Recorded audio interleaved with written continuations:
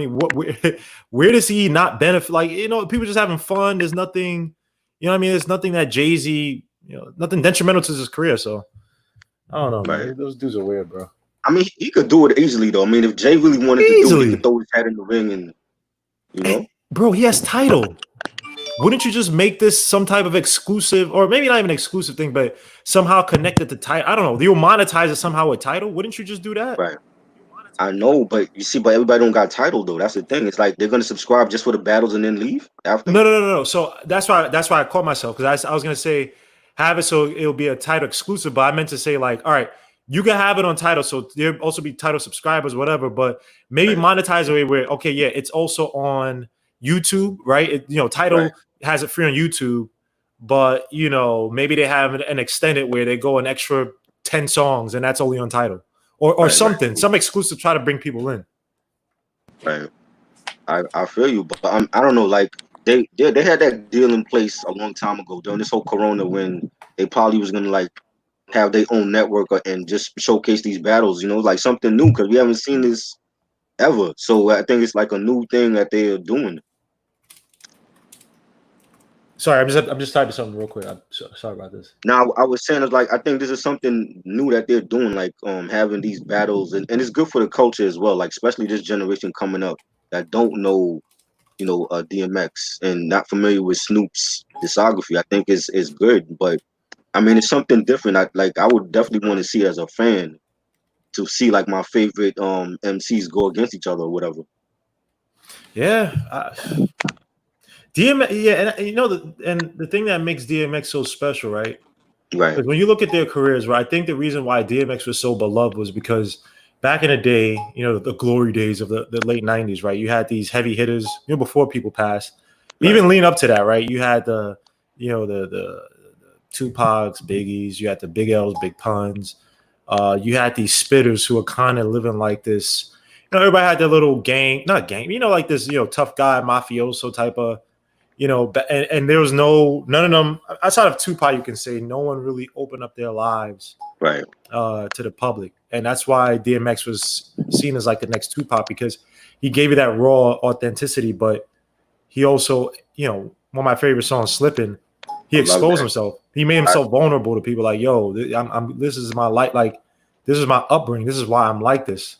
You know what I mean? But you're not gonna say and try to punk me out. You know what I mean? DMX type of dude, he'll show you what he's made of. And this goes also to it wasn't Ice, it was Ice Cube they did this to. And this is why I know they'll never do the DMX. And this is why Ice Cube might be seen as somewhat of a phony. Because remember when, I don't know, this was a while ago, but he was on some Good Morning America type of show, whatever. Right. And they were trying to like basically marginalize and say, oh, you're not that type of Ice Cube anymore. You're Meet the Parents. What's that stupid movie you did? Are We There Yet? Are We There Yet? Yeah. And they kept saying, you're that type of dad. You're not. Come on, that stuff is blah blah blah. And they tried it, but they did that purposely because they knew that maybe they didn't know his upbringing, because people know about Ice Cube's upbringing. He's actually not that at all. Like he's actually he actually is an actor, but they did that because they found like, oh, we took this guy who's seen as this dangerous figure, and we know that he's here for the money. We know that he's here on our show because he's trying to pitch whatever movie, whatever. So we know we could emasculate him, because that's what it is. You know what I mean? Because there are guys who some of these rappers, they may not be doing it, but they're around these people. They grew up around that life, and it's like, dude, okay, I may not have been the shooter, I may not have been the drug dealer, whatever, but all the things, all the degradation I was around me, I experienced it too. And a lot of people try to put them down. Yeah, and DMX, that's why I love DMX, because outside of drug stuff, all this stuff, but it's like he showed his vulnerability, but he never allowed people to punk him. You know what I mean? Styles P did the same thing too. Remember, he went up to that radio station. And they try to like, it was a black radio station. They try to like punk him. He's like, we cut it right then and there. You ain't gonna try to punk me out. So that's why I respect DMX. But Snoop Dogg, it's almost a straight opposite, where he embraces that because he knows he wants the money. He needs the money, right? So he embraces kind of like the caricature of himself. Right now, it's he's on Martha Stewart. Oh, Snoop Dizzle, Izzle, my shizzle, and it's like, I mean, it's funny in a way because it is languages, but the thing about it is that everything that's cool in America comes from that. It comes from black people attempting to create new slangs and things and ways to communicate with each other. Now, some things might go out of style, like people don't say, "Yo, that's Butters." You know what I mean? I'm pretty sure Freezie has like a whole cachet of words, you know, back, yo, you a sucker, mother. You know what I mean? Like, you know, and people, we joke about it now, but back in the day, that was a jive, you know what I mean? So, you know, when you see Snoop Dogg do this, it kind of like hurts. But then again, you know, I have my conspiracies that you look after Snoop Dogg had to take that deal. You know what I mean? He didn't go to prison. Maybe he had to satisfy some people to be, you know, more of a caricature, not be around these, you know, the killers anymore. You run over the No Limit. You know what I mean? You got out of LA. You know what I mean? So, yeah, I don't want to take him too much time. My bad, Freezie, if Freezie has something to. Like, yeah, I wanted to ask both of you and Freezie, like when was the first, like, do y'all remember the first time you heard Snoop Dogg and DMX? Yep. The first time I heard my man, it was the Deep Cover joint where he said, creeping through the fog and moving through the smog gets the number one nigga from the hood, doggy dog. I think that's it. I think that's it. Or what, that might have been another song. But the dude was like, because I was used to dudes rapping all slow, you know, West Coast dudes rapping like a slow cadence style, you know, with very careful wordplay, you know, because they're basically, a lot of cats try to sound like, you know, Too Short, you know, but you know, aside from Snoop, MC Ren, and maybe Corrupt, but everybody else was real careful with their lyrics. You know what I'm saying? So when you hear Snoop come out and you like, yo, this dude sounds like a mainstream dude, maybe just from the West Coast. Right. And so initially, when I first heard my man rap, I was fascinated by his wordplay, even though it incorporated, you know, his Long Beach lifestyle. You know what I'm saying? Right. So the first time I heard him, I was very, very, very impressed because he didn't sound like Dr. Dre or Eazy-E, even though he come from that family tree. So, yeah, man. I think the first time I heard Snoop was definitely gosh, you're gonna kill me for this, for not knowing the song. It's like this and like that. It's the one where he's walking through the house. Nothing but a G thing. Nothing but a G thing. I'm sorry. I apologize. And I was like, oh yeah, this dude, like, because he was tall, lanky dude, quiet. And I just remember like back in the day, quiet dudes, at least where I grew up, you know, right next to Fort Greene Projects, quiet dudes are always, it's either dudes who are really mad, crazy, and out loud and landish. We're like, all right, that dude is like, you know, they say, oh, he's probably going to be in special ed. But then there also be the quiet dudes who kind of like, you can't really read them. It's like, yeah, don't mess with that dude because he'll F you up. And Snoop Dogg always gave me that aura of like, yeah, you just be careful of that dude. Like, you know, he's the type of dude that might, you know, just as a kid, it's like, I don't know why I would think that. Now, the first time I heard DMX was it For My Dogs? We right here, yo. No, where my dog's at with the black and white video. It's like, oh, get at me, dog. Yeah, and they cut, and they obviously cut at the end because it's like who the hell is this dude? And then Rough Rider anthem. I think I saw after. I don't know which one came out first, but I know I saw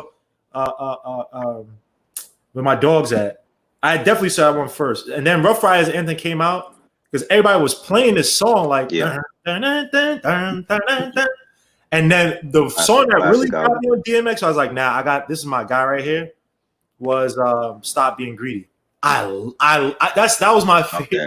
I love that beat, the horror beat. Simp, I was like, nah, this is my favorite. I just automatically from there say, yo, nah, this is my favorite rapper, man.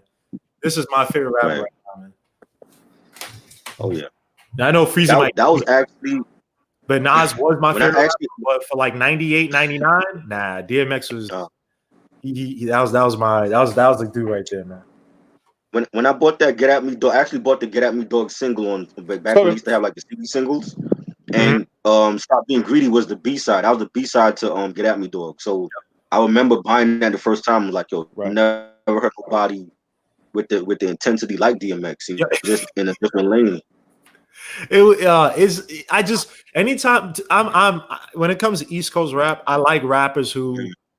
I like it where everything's a challenge because the fast beats, they don't really allow you time to rest. Like you have to come with your style. Even if you're not rapping fast, you have to find a way to rap with the beat that makes it good. Right. I mean, a lot of times now, even when you have like some of these, obviously lyricism is not there with these guys, right? But back in the day, even though DMX is not the most lyrical, his flow and his style were infectious, right? He still rapped hard to the beat. You felt him, right? And the beat is like,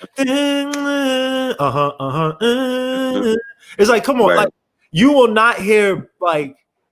I don't think you'll hear that combination of a nasty beat and someone trying to attack the beat, like kill the beat. You know what I mean? And I miss that about 90s hip. I miss a Big L, you know what I mean? Like Big L casualties of a dice game. Like, you know, like it's just like, you know, it reminds me of like a mafia movie where it's like you're about to do the hit and you know something is wrong, but you got to somehow complete. You don't, something's going to go wrong, but you know what I mean? There's no real safe space within the beat for you to let the beat rock and you're not saying anything. And it's like, come on. Only person I heard let a beat rock, that's because he already killed the beat already, was Coogee Rap on the Realist. That's the only person I give leeway to. Love that. He destroyed that beat so disgusting. He let it rock for like a half a verse or whatever. I was like, you know what? He don't got to do it. Whatever. But yeah, I love DMX. Love that joint. That and the Realist, that's a joint that you got, like, that's the tempo of that track. You gotta like fit into the pocket of that track. So it's not like something just like, you know, that just go over and then that's it. But yeah, Coogee Rap definitely is a legend. You know, my first time with Doggy Style with Snoop was like the same time the Chronic, because like, see, when I was young, I never was allowed to listen to gangster rap. Like my mom forbade me to listen to NWA or any. I'm serious. Being the only child, I was the only child with, you know, single parent home. So I was never like, West Coast hip hop for me is different from everybody else's. Like I grew up on, you know, Humpty Hump and Digital Underground and you know, the Far Side and Hammer. You know what I'm saying? I grew up on different West Coast hip hop from the gangster rap. So the Chronic was actually like my first, not even the Chronic, Death Certificate from Ice Cube. That was like my first foray into gangster rap. And then the Chronic came out and I was blown away. And then that's when I really, you know, I got into everybody else, you know, NWA and what's in it, Richie Rich and them cats. So like Doggy Style was like, I was still new to like that gangster rap and listening to Doggy Style and like, yo, like the beats on it were phenomenal. And his rapping on there was just dope. Like he was a great freestyler at one point. I remember when he came up here on Hot 97 and he did a freestyle and he killed it. I think that was on the Flex show. And I was like, yo, like Snoop is going to be a big star.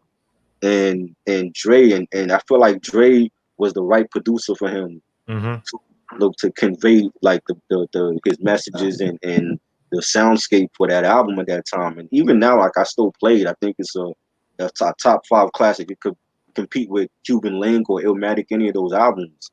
You know what I'm saying? So that was like my first time listening to Snoop, and then DMX the same. Like when I bought that Get At Me Dog CD Max single and hearing them, and I'm like, oh, like X was just different. You know, he had his own swag, he had his own bars, and just a different type of, you know, MC compared to like, you know, well, when we had Pun coming out at that time and, you know, everybody else. And I was like, yo, like DMX was that when that first album dropped, like I had homeboys on the block like, yo, that's all they were bumping. You know what I'm saying? And I remember going to the record store. I remember I told this story before. I remember going to the record store to buy. It wasn't even DMX album. I went to buy John. You remember John Forte? Yeah, I remember John Forte. The refugees. What's it? He was on the Wycliffe album. I went to buy his album. Back in the day. Yes, he came out with Poli Sci. I went to buy his album at the Wiz, and I saw the DMX album, and just because of the hype, and my homeboy told me like, yo, like DMX, they kept playing the album. I bought his album instead, and I don't regret like not buying it, because I'm like, that album was a classic and way better than John Forte's album at the time. So that was like my introduction to DMX. I actually saw DMX and Snoop Dogg live in concert last summer. There was this they had this tour called the Master Ceremony Tour. And T.I. was on that same tour, 50 Cent was on that same tour. All of them killed it. And I feel like I give props to Snoop, because Snoop, coming from the West Coast, he came all the way cross country to Brooklyn and had like the best set list, the best performance of the whole night. And he, you know, like I think like Snoop is definitely a legend, and he has some classics in his discography. He also has some trash in his discography as well. And that's why I wanted to like have this conversation today, like about like their impact on the music and the culture and to discuss like some of their music. You know what I'm saying? And I felt like you two guys are like the best to do it. Also, like shout out to my homie Reg. Reg couldn't make it today, but I felt like Guillermo and Big Freezie are the best to do this conversation with. So that's why I had you all on. Thank you, man. Hey, man, appreciate the love, man. Yeah, no doubt. Appreciate the love. But you know what though? The thing about it is it's not like it's not like we go to a university to study this thing. Right. I am hip hop. You know No what doubt. I'm saying? No doubt. And it's not like, one of those deals where I go to the extreme to, prove a point or anything like that. It's Right. I am hip hop. So with when these dudes come out and jump in, our culture, our lifestyle, we got this, you feel compelled to hear these dudes, especially like a Snoop. People sleep on Snoop because there are some down years. The Master P years, Right. about it years, Yeah. was probably maybe his worst years. But You at the think same so? time, the dude sold 38 million albums, and you don't accidentally fall onto 38 million albums sold Right. worldwide. That's no accident. You know So what I mean? so And you so I you think feel I like looked at his numbers, and I think his albums averaged four something million albums sold per unit, or something weird and crazy like Right. that. So you don't just don't slip and fall on something like that. You got to have some quality. Now, does it rivals DMX quality all the way through? I doubt it. Because I my first time hearing DMX was the joint where he did K Solo. Get at me, wow. get at me, dog. Was that Yeah. joint. So I hear Sheik in the beginning, and I'm like, yo, that's my man from the Locks. Right. You know, Right. you know what I'm saying? And so, going in, and the video was hard. You know what I'm saying? And the video looked just like My Neighborhood. I'm like, yo, I can rock with this dude. You know what I'm saying? Right. And then at the end, he dissed one of my favorite all-time rappers. I was like, I don't know if I like that, but this dude right here is hard. You know what I'm saying? So let me ask you something. So you said you feel like his worst years were on No Limit? I'm gonna say musically, I mean not musically, but lyrically, he may have been down. I don't want to say, I may have said it incorrectly, maybe a poor choice of words, but I don't think he was the ferocious MC during the No Limit years. And I think it was 3 albums? Yeah. Yes, the game is to be sold, not to be told. Right. No Limit. You can definitely tell by the cover is No Limit, by the way. You don't have to. Yeah, this is the OG copy. Yeah, you could say those No Limit. Those album covers were so terrible. Hey, some people love it though. I like it. I thought it was dope. Oh man, come on, man. That he designed it, the Q packs or whatever. Terrible graphics, and they'll have the double on both sides. It's like, all right, come on. I think it's dope. Oh my gosh, man. I agree with Freezie because I think that both DMX, what's crazy about DMX and Snoop Dogg? No. Is I think that they had a time, there was a time where they kind of struggled. Now DMX is just extreme just because the whole drug, and he had a lot of personal issues. But I think both of those guys, they were in a zone with certain producers. And for whatever reason, I think that they were snatched away from those zones prematurely. Right. I agree with the Snoop Dogg. The DMX part, well, he mostly used Swiss Beats and the Rough Riders producers, P Killer and right. That's why I said the thing with DMX might be just because he had the demons, right? So let me not say he was snatched. So put it like this. I don't think that I'm trying to put it the best way possible because with Snoop Dogg, obviously the whole West Coast death row, he had to get the hell out of LA. Right.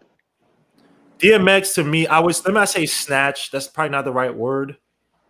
I don't think he's ever fulfilled his pinnacle, and it sounds weird because I still think DMX had a line of tank, right, to go with those producers, Swiss Beats, all the Rough Rider producers. But even and it's weird because even that sound, I don't know how to put. I just feel like they didn't reach the pinnacle with those guys. I think with DMX, obviously his personal demons, because I mean Snoop Dogg is, and the thing about it is that I think both of them. I would say this. This might be blasphemous. I think Snoop Dogg. it's tough. It's true, man. Snoop Dogg retained his nastiness after, because you heard songs from Snoop Dogg like "Bitch Please" with Exhibit, and stuff with the Insiders.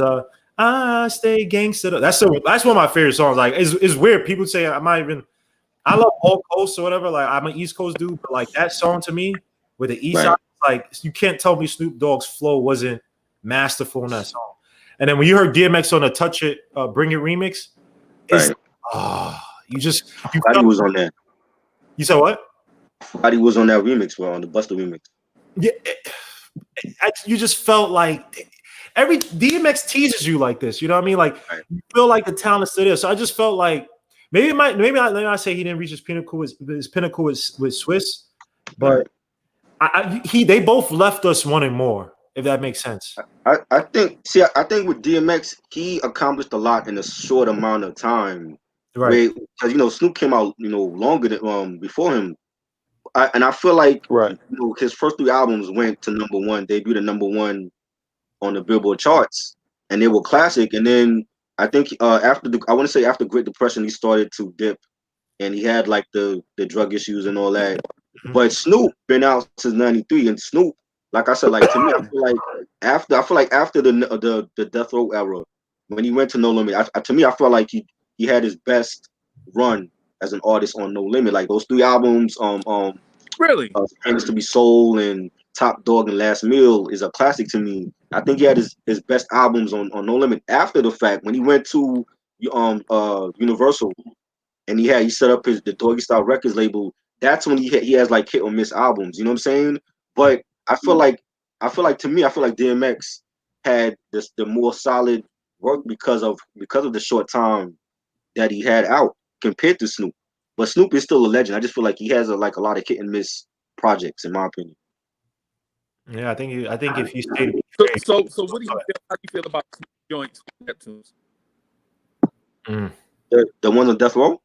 No, so the Neptunes. Or with the Neptunes?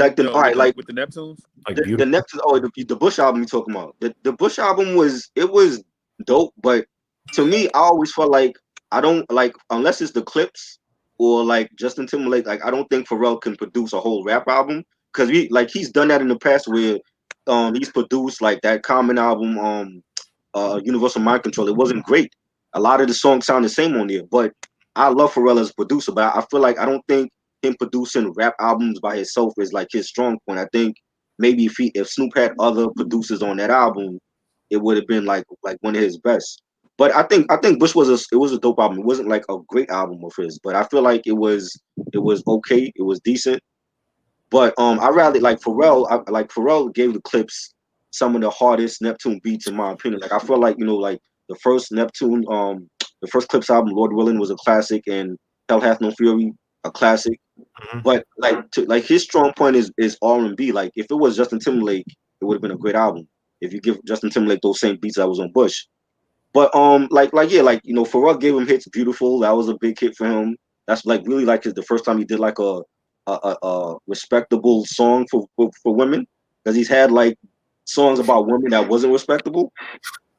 But yeah. So in that same vein, he was on that Dre joint, Bitches Ain't Shit. Right, yep. Exactly. Everybody knows that song. You know what I'm saying? You know? Yeah. But it was I feel like that. Pharrell gave him some heat. You know what I'm saying? And he was on the Neptunes albums in the past. The Clones joint. He gave some hits or some beats to Noriega, man. Yes, definitely. It was like a lot. Nori's best stuff was with Pharrell to me. Mm-hmm. And I feel like for people caught Pharrell at the wrong time, because I think when Pharrell was trying to validate himself with the so-called hood, because put like this. Right. This is how hip hop gets used a lot. A lot of people get their validation from us, and then they branch off to whatever they think is their natural stuff. Because the way Pharrell was going, when I first got or knew about Pharrell was through Noriega, and I was like, "Who the hell is this dude?" Like I just saw him as like a weirdo looking dude. They had like the tight shirts and the backpack. Like it was like, "The hell is this? Who the hell?" Like he just reminded me of one of those dudes that you went to school with him, but they always hung out with the kids who play with the computers and just like they just did their own weird, but not in a bad way, not ish on them at all. Right. And he had to find a way to validate himself because he could have made those beats. Like I'm pretty sure he had a lot of these beats that he produced out for, like for Snoop Dogg, all these softer kind of songs.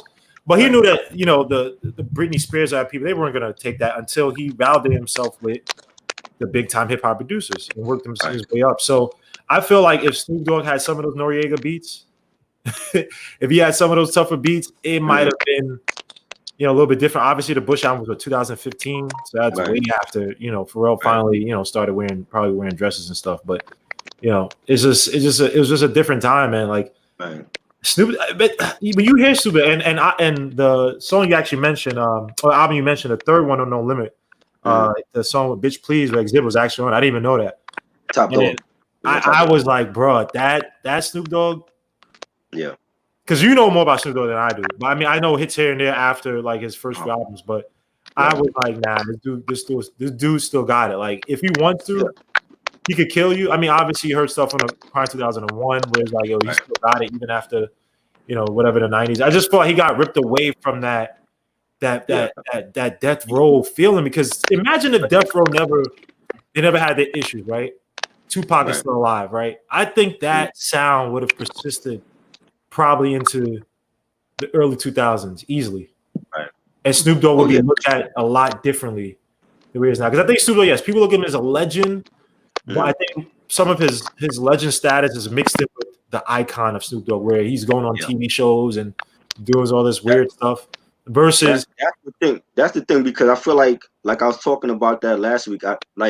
It's good for artists to experiment with their artistry and their music. I feel like Snoop Dogg, he experimented too much. I feel like it's come to the point where he's in like the shallow waters of experimentation as an artist, and we got to reel him back in. Like, yo, come back to what your fans know you for. Because like you talked about doing a country album, you did a gospel album already. You did he did a funk album with Dame Funk, and he did he switched his name to Snoopzilla. Like he experimented a little bit too much, and I think that's what hurt his discography a lot. Right. I also think it's because maybe he tried a few songs. Remember that song? Is it called Vato? Yeah, that was on last call, Blue Carpet Treatment. That was on this album. You got all that. Man. This dude is real hip hop head, man. I used to get the albums that like either my brother bought, and it'll be like cracked open. Like I still have I'm pretty sure it's still at my mom's place. It was written. I think I still have. Which one's the one where he has the first DMX album, the one that has the one where he just not the blood one, not the crazy blood one, the other one. The first one. It's Dark and Hell is High. Is that? Yes. Yeah, I still have the broken case of that at my mom's place somewhere. Yeah, and I just started illegally downloading stuff when I was like, college. So I apologize. I still got albums, so. Yeah, I apologize for any artists who didn't get my dollars. I apologize, but I don't know, man. I just feel like Snoop Dogg. You're right, man. He experimented way too much. Yeah. But it's also the result of rap, because rap is no longer the way to validate people in general, culture wise, right? Back in the Freezie could attest to this. People rapping in the school lunches or whatever. People rapping outside ciphers. You don't even see ciphers anymore. Ciphers don't even have her. That's like a rarity. You know what I mean? Even when I was in middle school, I'm not even a rapper. We had ciphers where people just got together, just freestyling, went to McDonald's, and we just walk. You know what I mean? And sometimes you might have a cipher, and then some other kid from like PS7, some other school nearby might come in and they just might stupidly rapping or whatever. You don't have that as much anymore. So it's something that's missed. Like, rap is no longer the gateway to making you cool in society. It's just now I'm gonna just do this rap song. Hopefully, I get some likes and views. Maybe get some money from this. Other than that, I'm good. You know what I mean? It's unfortunate. It's sad, man. Yeah, man. I agree. And I agree. Like experimenting, like not experimenting, like he did adapt to the musical climate at that time, like sexual eruption and joints like that, because the music was changing. But I just feel like he experimented a little bit too much, to the point where people stopped listening to him. They don't get excited for Snoop Dogg release no more like they used to. You know what I'm saying? Like, even me, like that, I've bought Snoop albums. Like I said, like I remember going to FYE the day that Ego Trippin' dropped, and being disappointed when it came out, because I didn't like it. that was the only one good song. It was Sexual Eruption. But I didn't know it was Snoop Dogg, and I grew up listening to Snoop from all the way from Deep Cover, so I wanted to support him. But his albums now, I wouldn't buy a Snoop Dogg album in this day and age. No. And that's why Freezie is gonna throw a parade for this. But this is why I say Nas is the best artist, like the best rapper, because Nas, and this is where, and I had this argument with Sim before, right? Not argument, like a debate, but this is why I say rap, to me, you could do it as a job, you get your money, whatever, but when it comes to artistry, there's certain people that this is what they're meant to do. Because I feel like with Nas has had some duds, and he's had some times where he's tried to chase what was popular. But I think after a certain point, after I'll probably even say as early as Stillmatic, he found his way of being the nostalgia rapper who can evolve and then talk about his life in mature ways, right? Right. You could never sit here and say that Nas tried to do. He's almost an anti-Snoop Dogg for the most of his career, where everybody could talk about the mafioso stuff, but I feel like the mafioso stuff was more like, to me, was more of an artist lane. Now, obviously, Nas was trying to walk around like, you do interviews, I'm saying, he would have bandana and try to be and be what was it, BET, whatever that afternoon show was.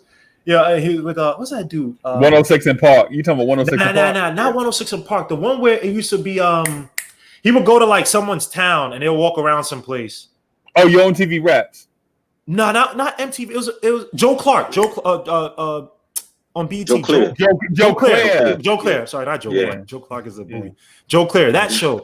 And I remember Nas did something. He was like, "Yo, you shut." I'm like, this guy, stop posing, man. Nas, you're not this weeded up. But to go back to Nas is like, this is why I appreciate Nas, because there was always something deeper like with him. Like he explored so many deep aspects of his life. Like, who sits there and talks about the divorce?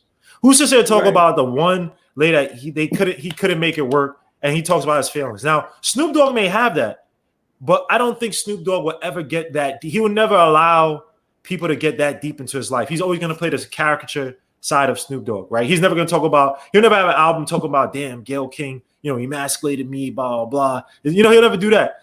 DMX, on the other hand, and this is where I hate the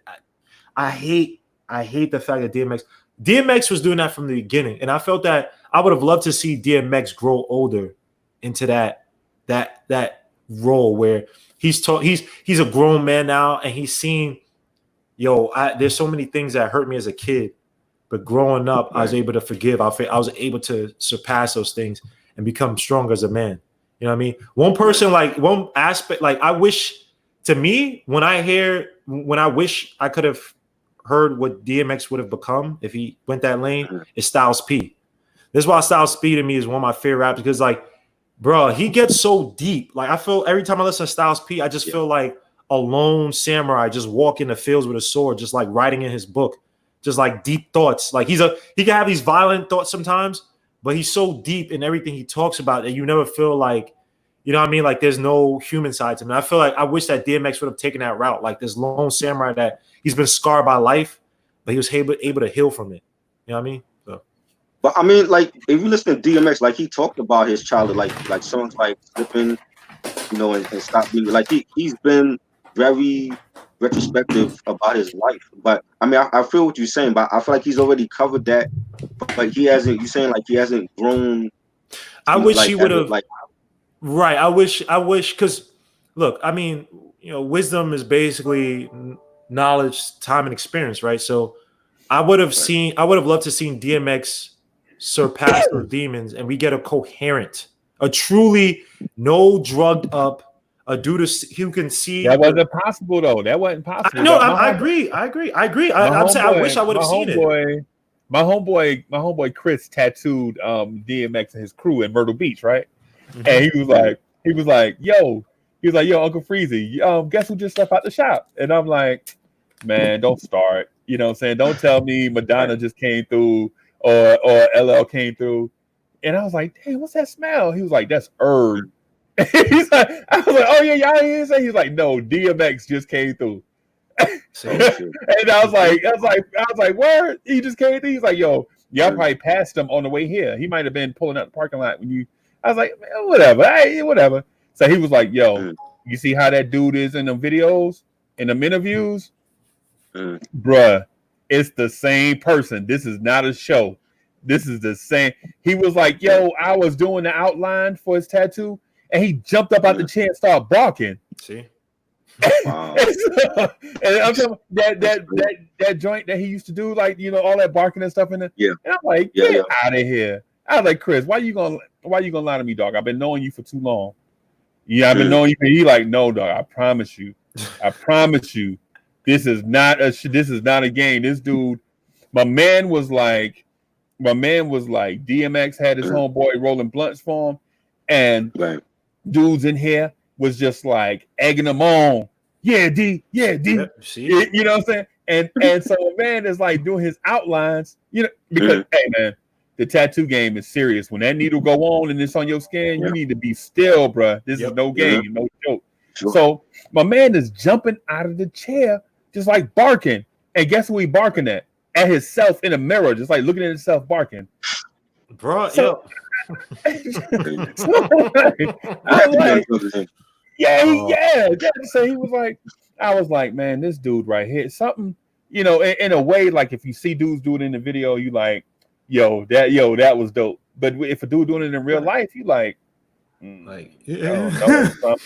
something is offset here. This ain't, you know, this ain't real right here. Yeah.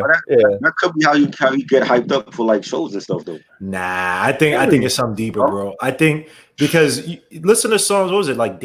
Was it Damien? Like this dude had songs where he was talking about demons and selling his soul. And I know people don't get. Some people don't get. I think that is real. But you know, who's to say DMX didn't do that? Maybe you know.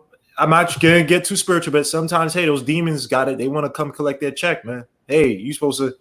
We gave you the fit. Because think about this: DMX got so white hot when he first came out. Can you remember another artist who went platinum in the same year with 2 albums? Platinum in the same year. Think about that. Tupac. Maybe a Tupac. Maybe a Tupac did. Yeah, Tupac did it.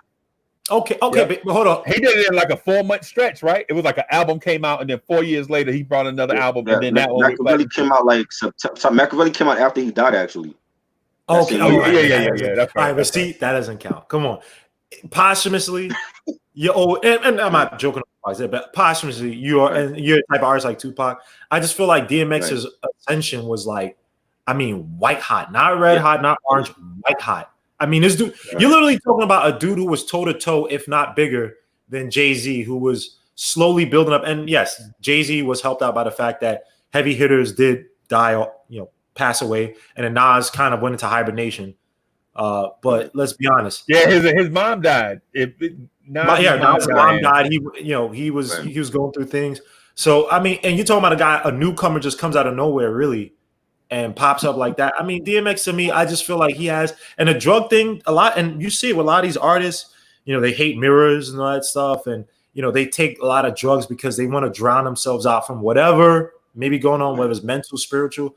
So to me, I hate talking about DMX. I get so mad because the potential, like this dude was my favorite. How the hell this dude is in my top 5, and he can't give you a better metaphor than some of your late 80s rappers who would just say, yeah, come back like a, you know what I mean? DMX was not a metaphysical, you know, he wasn't these metaphor type rappers, blah, blah. You know what I mean? He's not, that wasn't him, but every time he rapped, he felt it. And in the master ceremonies thing you mentioned, Big Freezie, I went to, I don't know if it's called master ceremony. It was something like Legends, something like that. And I got so pissed because Legends of the Game or something like that. I went there a few years ago with a friend from Hong Kong. And dude, we were so hyped because Rakim was there, Das FX was there. Yes. Damn, who else was there? Oh my gosh, why am I drawing a blank now? Oh, the Locks were there. And everybody, Rakim killed it. I've never seen, in terms of like a person who does not have to sing his own catalog, Rakim is one because dude, he was literally just sitting on the wherever the not seat, but like whatever like the booth is where they're like the DJ. I think it was who's the Hispanic DJ with the big nose? DJ Enough? Nah, not DJ Enough. Old school DJ. Kid Capri? Kid Capri, thank you. Is he Hispanic or black? Well, but he's Hispanic. He's Hispanic. And Rakim was just sitting there with the thing, just like he was just looking at the crowd, just admiring it because he was trying to rap, but it's like they would not allow him to rap. But the thing about it was that everybody moved up out of their seats to the front. We were actually up top like idiots, but everybody was moving up in the front because DMX was supposed to be there. And that was the night DMX got arrested right out the what's name because the police were looking for him. And I'm like, bro, at your age, you should not be evading warrants. Exactly. Like you do now your 20s, maybe your 30s to build your street cred a little bit or whatever to get your album sales. Oh, yo, you got arrested. But at 40 something, close to 50, bro. You know what I mean? So that's why my heart it kind of it sounds corny, but it hurts for DMX because he got demons. And you talking about Big Freeze, you talking about people like, yeah, go, yo, do that, Big D. It's like, yo, bro, you should not be encouraging this. You should be there to be like, yo, you good, bro?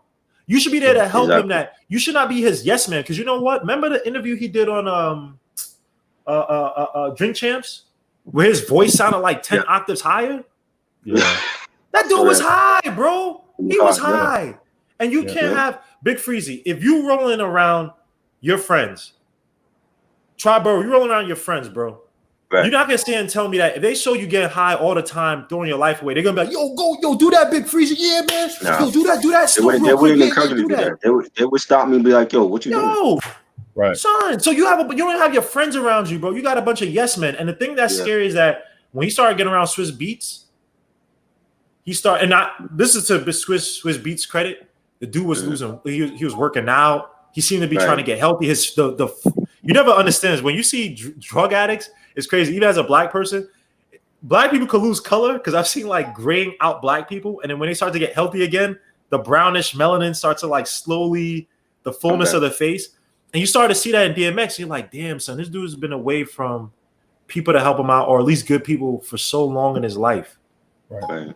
You know what I mean? So I'm sorry, I don't mean to go on a soliloquy about DMX, but it's just no, you could. He's one of my favorite artists, but it hurts me to talk about him, man. Like Yo, and I realized that, when I went to the concert last year and 50 Cent was the headliner for that Master of Ceremony tour, but everybody waited for DMX. Like after the intermission, when the logo came up, and you see all the females had their camera phones out, taking video, taking pictures. Everybody stood up for DMX because his presence was it was felt that much that like, yo, he should have been the headliner over 50 Cent. Right. You know, and he was great. He was like a sober DMX. He's phenomenal. Beautiful, right? Did he do a prayer? He did the prayer. But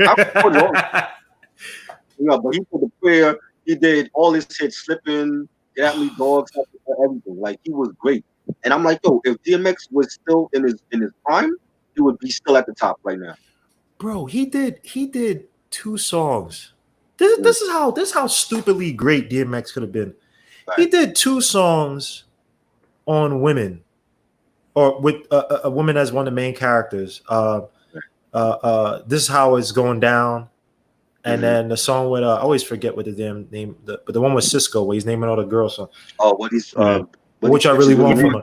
And you never felt now there got like 50 Cent kind of had 21 Questions. He became soft. He kind of lost that image of being tough. You know what I mean? And that was the 3rd one, right? Yeah, that's the 3rd one. That's the 3rd album. And then it was X. And this dude DMX did How It's Going Down. First of all, Hype Williams. Salute to that. His videos were always just beautiful to watch. And he did it with a girl. Like I just remember the line at the end. He was like, damn, why? Now of course now I lose it because when he's like, yo, drop the package of the damn, I had it in my head. He's like, yo, I had it in my, but he did 2 songs about women, and you never felt it was soft. You know what I mean? Yeah, because it felt like he cared. You felt like a tough gangster who cared about women, or he cared about whoever his woman was, but you didn't feel like, DMX had to sing and be girly and corny stuff. Like you felt like DMX, like, yo, this felt like one of your hard ass uncles from prison, and he knows how to serenade a chick. Like you could be there, you could try to get all pretty for a chick, blah blah, and the girl like, oh, that's cute. Your uncle comes home from prison, whatever, and that testosterone's just breathing off of him. He don't know how to be cool. He don't know how to be smooth with women, but they respect this gangster, and he's off with the prettiest chick off the block. That's how it felt whenever you heard DMX talk, man. Like he brought that man. That's how I felt when I heard even though he's an R&B singer, D'Angelo. Case, like you never like. That's why I like him because like you never felt. D'Angelo's had the sense, and he did get naked, I guess. So I guess it kind of defeats my point. But you know what I mean, when he came out with Brown Sugar and You're My Lady, I've never felt like this was as a kid. I was like, yo, I like this song. Then he came out the remix with AZ on the piano with the jazz. I was like, oh, this shit is hard, man. I like this shit.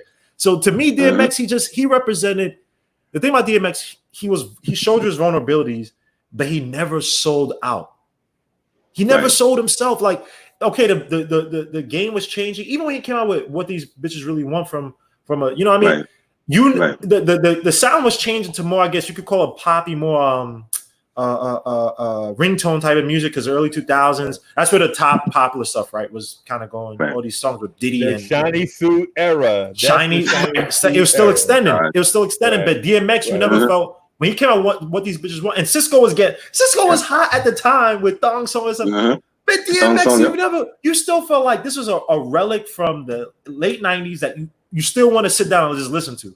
You never felt like, yo, he's corny, he's whack. He's like, nah, DMX. What's DMX talking about now? You know what I mean? And when Who We Be, to me, yo, come on, man. Come on. When he came out with Who We Be, you cannot tell me that song didn't get you hyped, son. Oh, it's still hard. Oh my gosh, DMX, man. No young dude could ever tell. Don't talk to me about one of these new rappers being better than DMX, bro. Because DMX came out with Who We Be. He came out with Who We. Think about this. Was it any Black Lives Matter? Was there any like strong Public Enemy vibe or anything going like that in rap when he came out with Who We Be? No, he didn't, right? Enemy was doing albums, but they were like under the radar, Yeah, right. Maybe Dead Prez, you could say.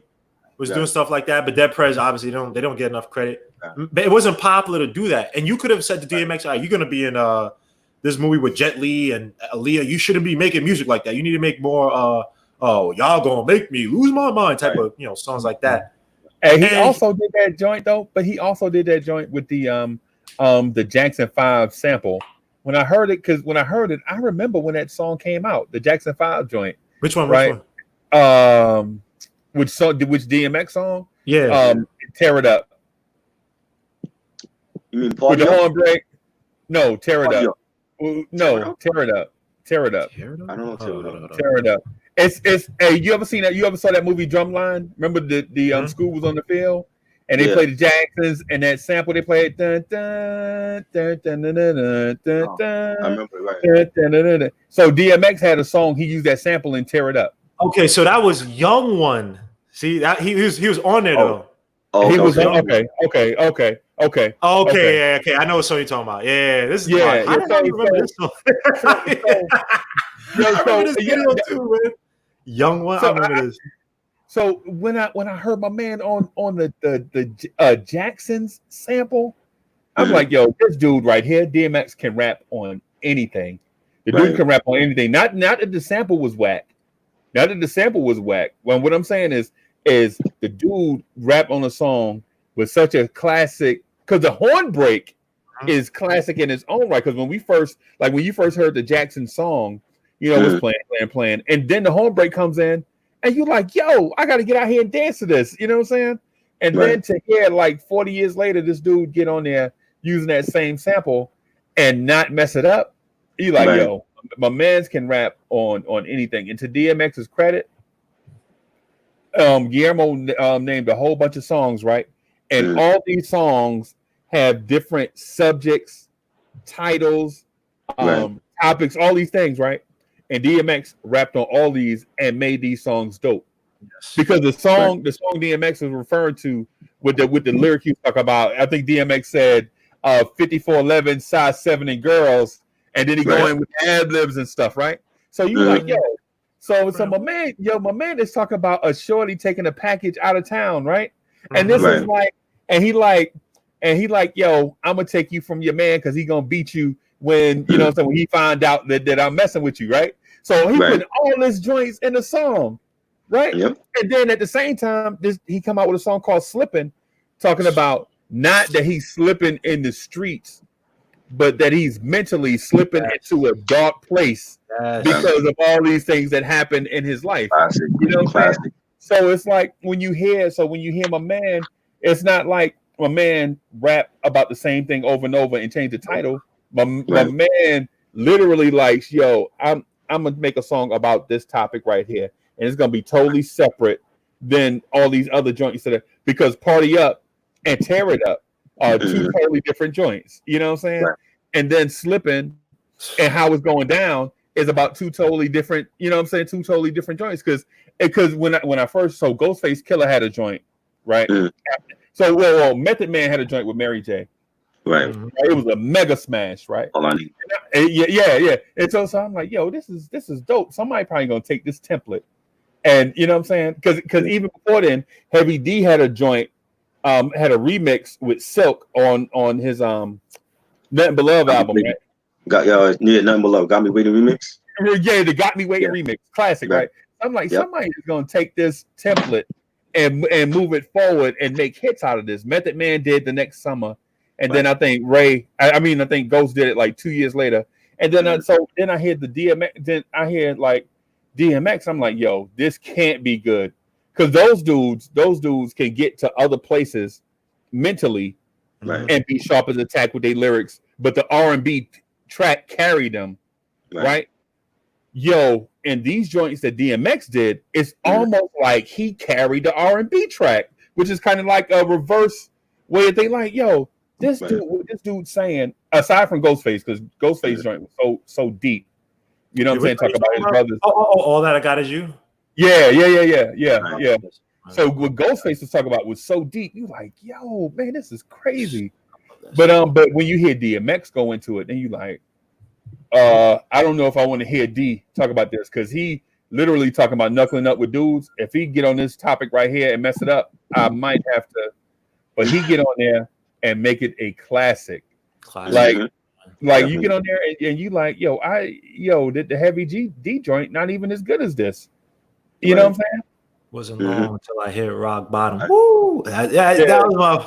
I used to love that part. Right. I love the and just to say the part where I was trying, because my brain is mush, but I was trying to remember. He said,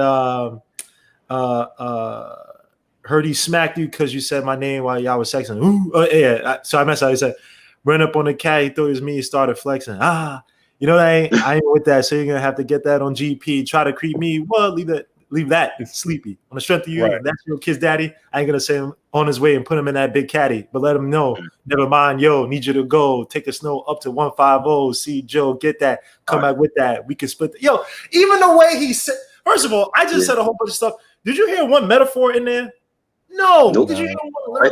Really. His cadence and delivery. It's like some people when they talk, it's infectious. Like you know that DMX is, and this is not the negative connotation of it, but he's a demagogue, right? This is how not him saying he's demagogue, but he has a voice of a demagogue or an orator where it's like when they speak, it invokes something in you, right?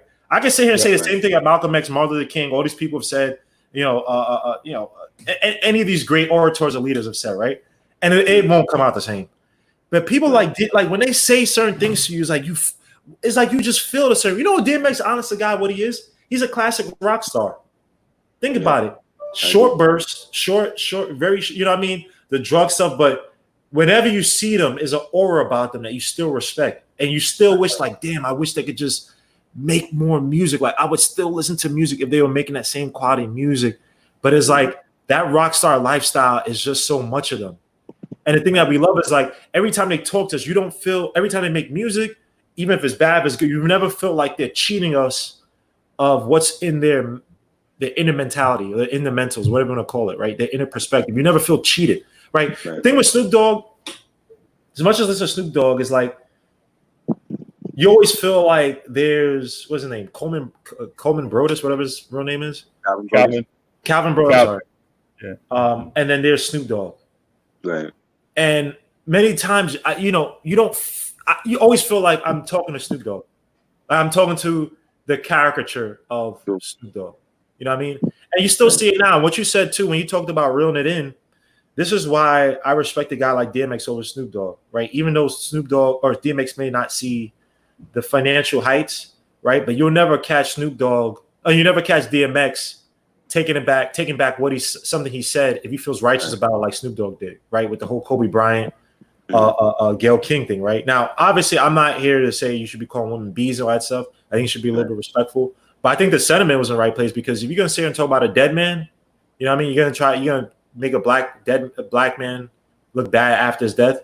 You have to be checked. Now, calling her a bee and that stuff, I don't agree with that stuff, but you should have put in like, hey, you were wrong for this. Call out on it.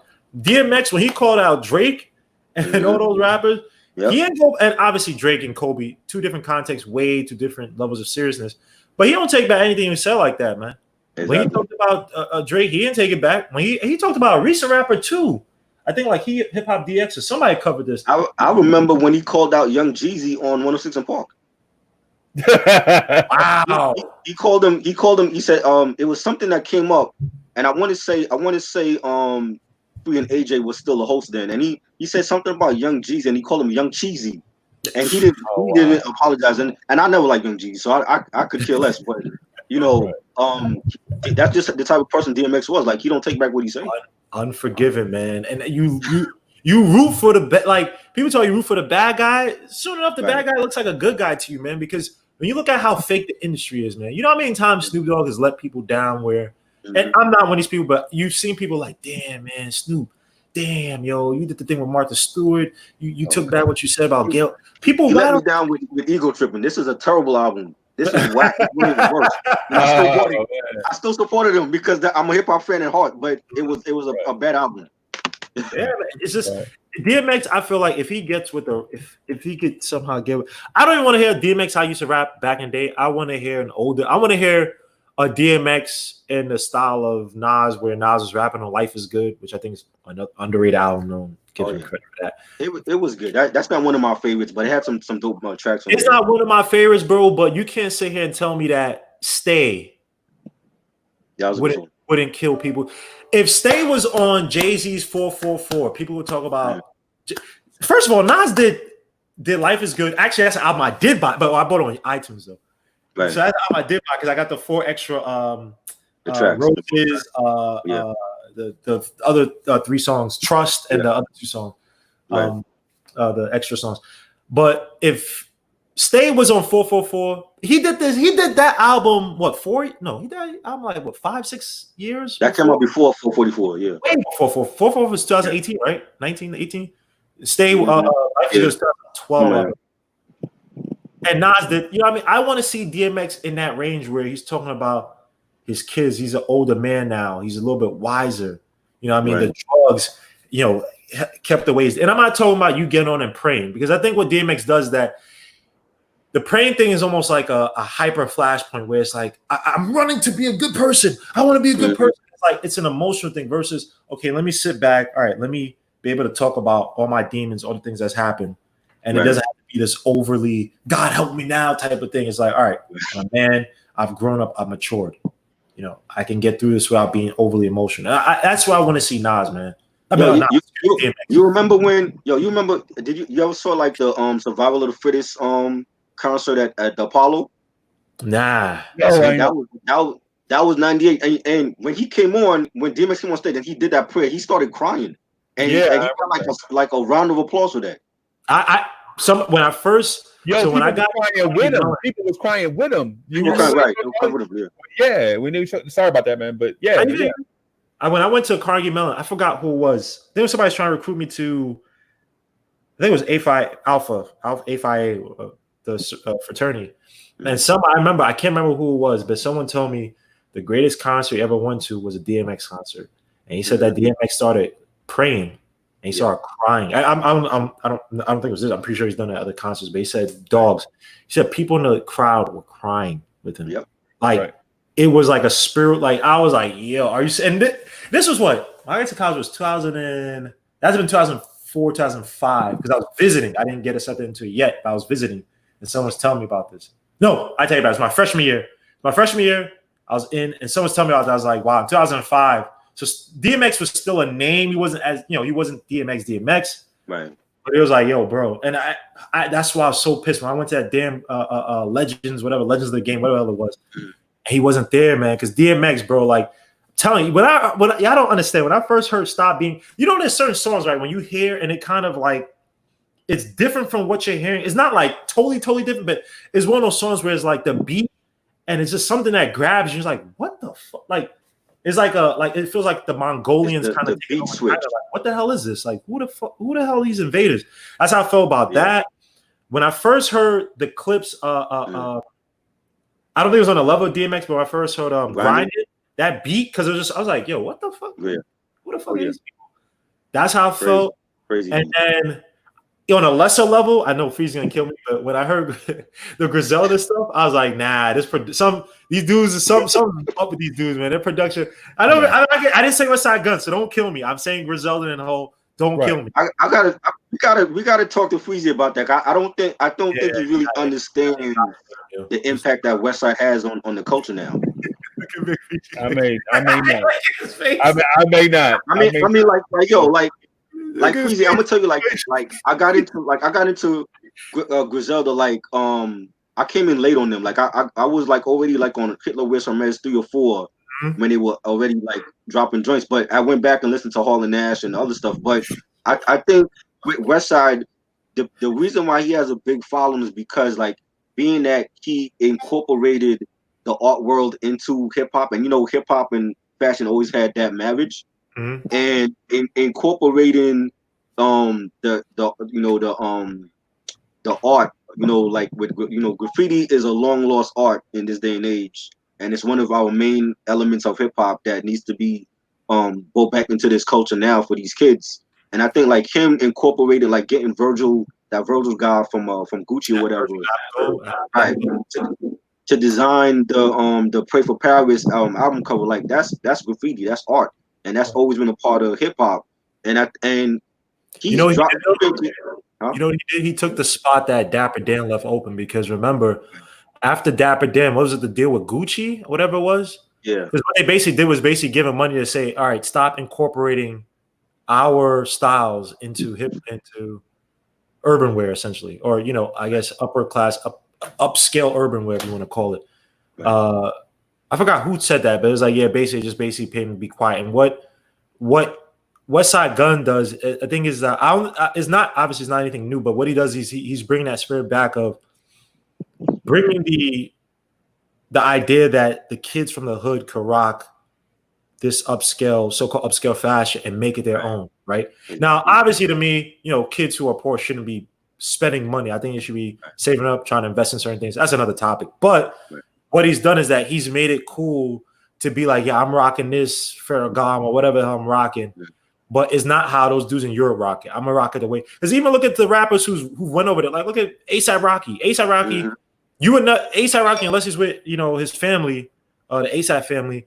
He's never really going around representing the hood per se. He is high fashion. He's I saw him in the commercial, in the Gucci commercial for the cologne and all that. Yeah. He's probably with a half urban European shirt made out of Egyptian cotton, whatever.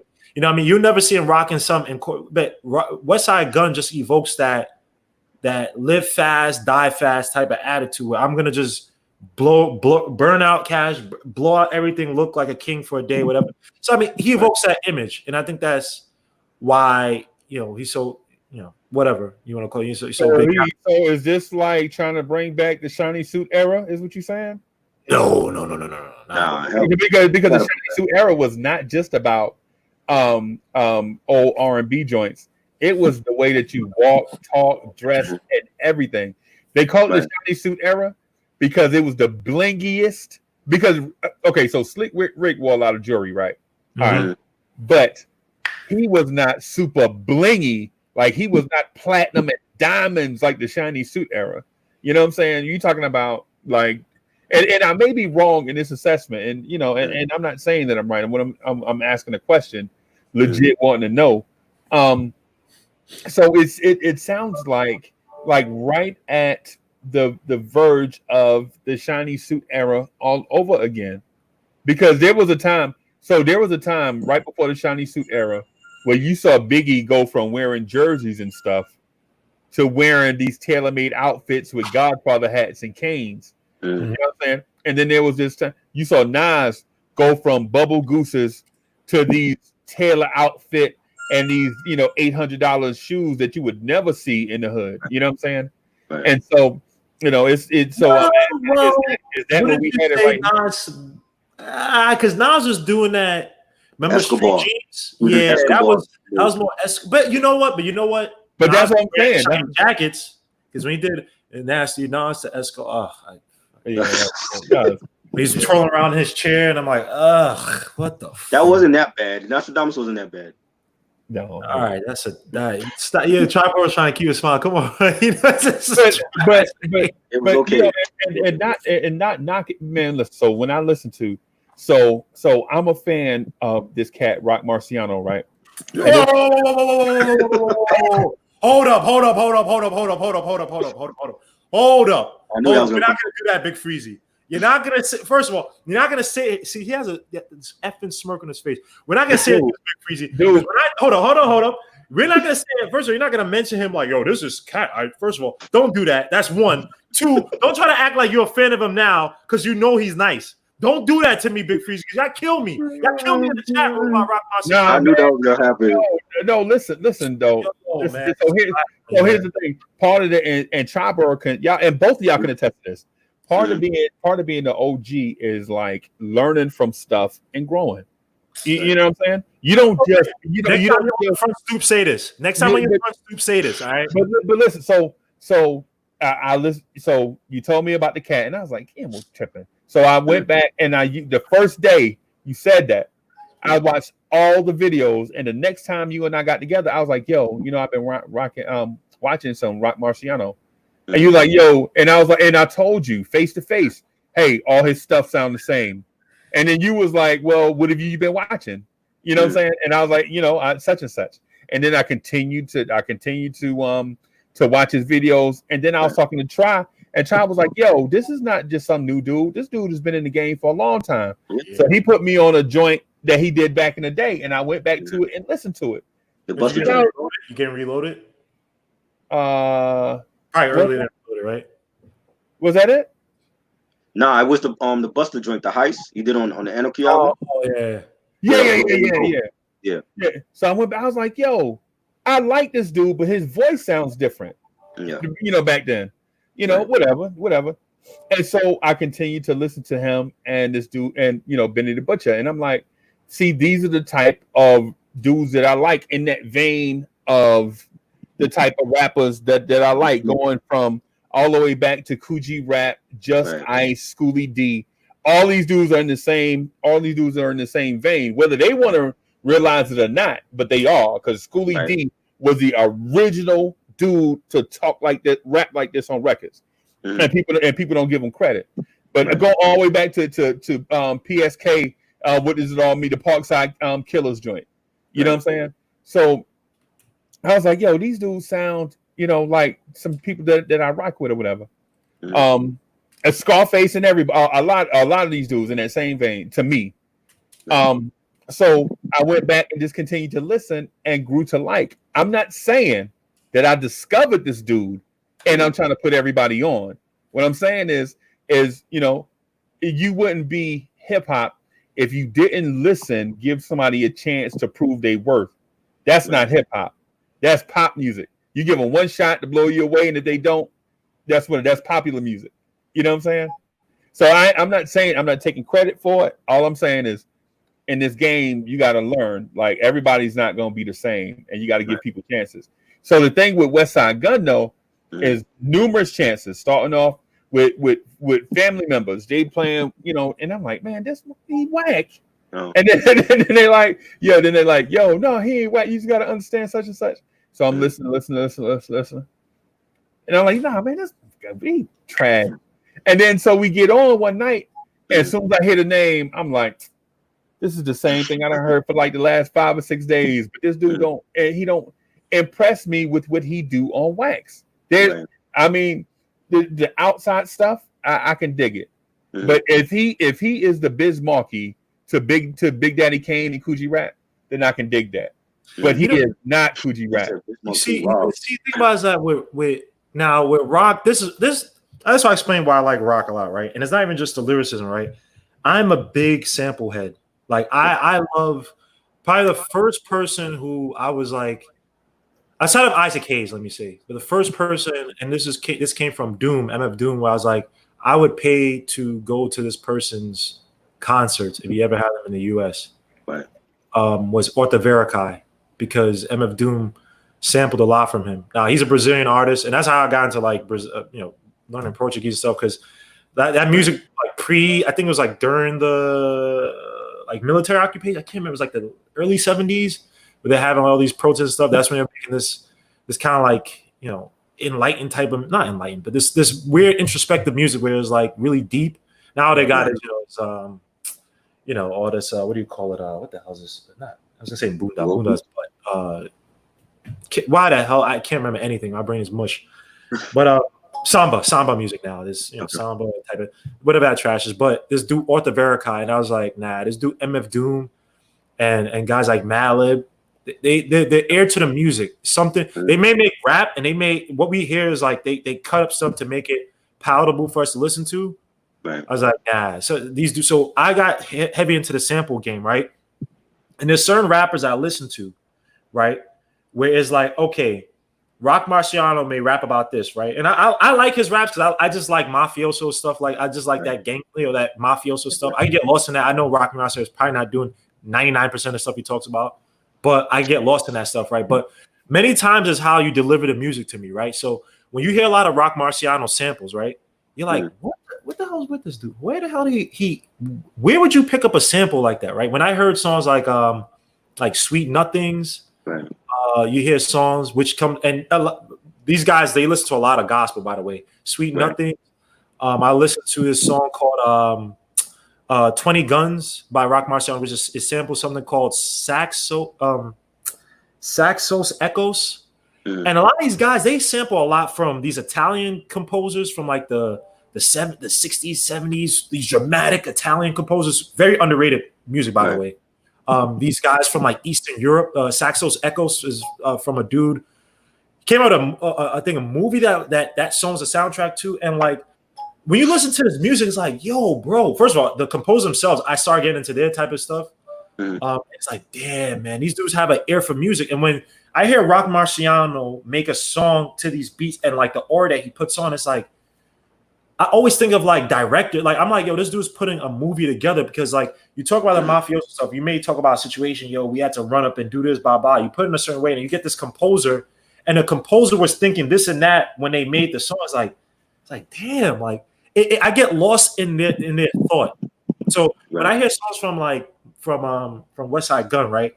I heard there's one song because I was trying to find a sample to it. Mickey Sunday is on I think it's on Hitler Wears Hermes 6 or 5. It might be 5. It's the one where it has, for any Jewish people, no offense, it has the Hitler dressed up as like in a Jesus thing. And I finally found a sample to it, by the way. And that's one thing too. I just love looking for samples because it's so damn hard to look for. And when I heard it, like if Freezie listens to it, he's gonna be like, throw this ish out, right? I know for a fact, but it's like the way the sample, and then like the voices in the sample, and then how West Side Gun talks to it. It just sounds like an extreme, like it's like I'm in the mind of like in a movie of like an assassin, like a murderer, and he's in the process, and like maybe he gets shot, and like the plan it doesn't go to plan, like you know what I mean, and like now he's trying to find escape. Like it's like this chaotic world he puts you in, and it's like there's a beauty to it. I don't know how to put it. It's like how he talks. Like, it's like right. I don't know. Look, Freezie, I agree with you. Is he a lyricist? Hell to the F no. He is not. No. By even though Eurostep, I thought that was probably a good lyrical song that I know credit for. But I agree with you, Freezie. He's not Slick Rick. I'll never say he's better than those guys. But West Side Gun, he just allows you to escape reality, right? Same thing Ghostface did. Ghostface is 10 times better. Right. But Ghostface, let's be honest, there's songs where Ghostface is talking. He's like, what the hell is he talking about? Right. Making up slang out of the ass. So we can't, the same way we killing West Side, we gotta kill Ghostface. Ghostface just say, when you listen to the one we had, the Soul Controller. You know what I mean? He's talking about these Keons. What the hell's a Keon? Like, what the hell you? What the yo? But the way he's talking in that song is so tough, because he's talking about the hood, and he's talking about the drug game, like he's talking about the degradation of the hood, and he talks about, all right, how these billionaire coke dealer, drug dealer, mother effers are living over. Like you have to connect the dots what he's talking about. But it's like he's creating this chaotic, beautiful interpretation, right? And it's not up to us to be like, it's for the lames who are in Harvard. Yes, let's analyze what Nas was talking about and break down why it's so great. No, we hear this stuff. Like you said, Big Freezie, you from the hood, Tri-Bro's from the hood, I'm from the hood. We all have our own past, but it's like the beauty of it is that we all understand what these dudes are talking about. Right. Like we understand how they put it, and it's different. Like Westside Gunn is talking Arabic, Nas talks French, Rock Marciano talks Russian. We all the beauty of it is how this all depicting the same story from their lens. And I think I just like the Westside Gunn animated ridiculousness of a lot of shit. And I think he's never been a strong lyricist. We know Conway and Benny is better, but he has a solid discography and he has the respect of the people from the golden era, like Ray and Ghost and Premier and Pete Rock. And I think that's why a lot of people fuck with him, because he has that built-in respect from the golden era artists. So it's like he right now he can do no wrong. Like he can drop an album and it'll sell out in minutes. You know what I'm saying? So I feel like as far as his discography, he's right there with Rock Marcy. I feel like they're like probably the best two right now this era with any project they drop. But he's not like a great lyricist. Like I'm not putting him up on Mount Rushmore, you know what I'm saying, with Rakim or Nas. But I think that's the impact he has right now on the culture, especially with the young kids that wasn't around for the era that we was around for. So to them, they might look at Westside like, yo, like this is the best shit since, Nas to them. You know what I'm saying? But we know in the era, so we know Cool G raps and Nas and all that. So how do you get the young kids to like these dudes? Because I feel like if young kids got into DMX, they would love him. They would love him. I put go ahead. Now I was saying, I feel like it's up to, like I was telling Freezie this, I feel like it's up to us, because we cut from the same cloth. I feel like it's up to us to inform the youth on their past, because they don't know their hip hop past. It's like when anytime that comes up, they're quick to dismiss it and be like, oh well, you're an old head and this and that. I heard it last night. You know what I'm saying? Right. And it's like they you know what I'm saying, they have to go back and know who G Rap is and know who Force and B's was and Nas, and do your research. Like you're not gonna find everything on Google and Wikipedia. You know what I'm saying? So it's like, and no school system is gonna teach them about their history. So it's like I think it's up to us to when we have platforms like the Front Stoop to inform them about the golden era and the 80s and even before then.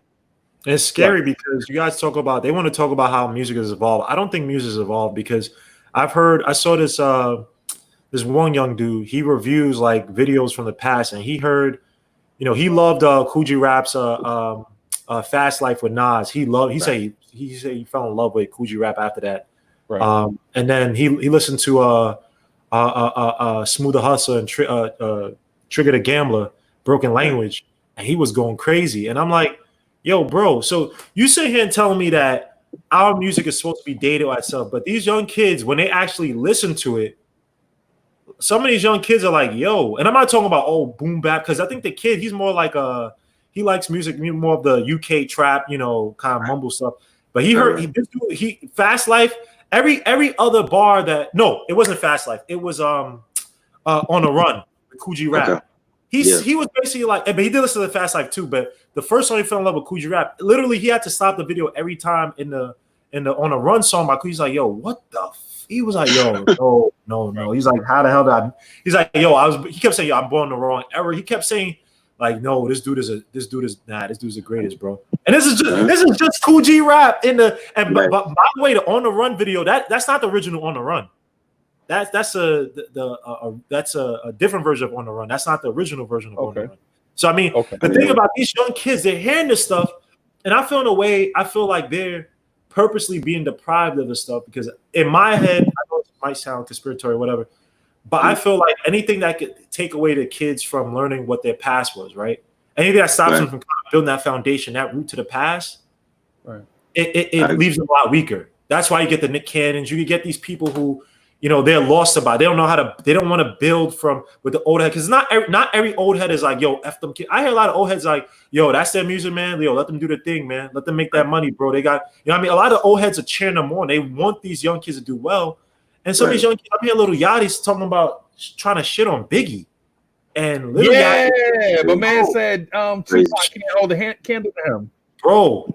It's one thing, yo. It's one thing if Nas and Jay-Z were joking like, "Nah, you're not better than me," because it's the context, right? They're both two ghosts are trying to go at each other. It's a friendly contest, whatever. Yeah, I'm talking about outside of the real beef, whatever, right? Mm. A person like Lil Yachty, who just came into the game, who's being carried on by, let's be honest, he's being carried. I don't want to say black gay. He's being carried on by white marketers who think that this is what we're gonna like because his album flizzopped. It flizzopped. He's making music that he knows is not talented. He knows it's not good. That's why he did that whole thing where he dressed up like a woman on Oprah. And you're just gonna sit here and you're gonna blaspheme. There's one thing to say I don't like Tupac, right? Some people just don't like Tupac. Some people just don't like Biggie. But for you to get on there and to disparage his name like that, bro. Exactly. That goes to show you they're trying to make hip hop because hip hop is not a culture, it's an art form. But you can try to use it to try to build a culture where it's like Big Freezie could go back to his son, your son who just graduated Clemson. God bless to that. That's beautiful. You know what I mean? Yeah, Freezie could go back to his money. friends and say, yo, this is what we'll listen to. Say if Big Freezie's sons like, yeah, we don't listen to that music, F that music. And it's like, no. Hear what they're trying to tell you in this music. The message, blah, blah. And that kid might be like, all right, yo, yeah, Big Freezie, all right, let me play this thing about it. Let me hear this stuff. Yo, dude, they were talking about this back then. That kid might now go back and do research, be like, damn, this is how we getting treated back then. Now his career path might be a lot different to say, yo, let me go back and preserve this. You know what I mean? Somebody put me onto this. They don't want black people to have that. So, yo, say F you to Pac. Say F you so you don't go back and try to connect with your past.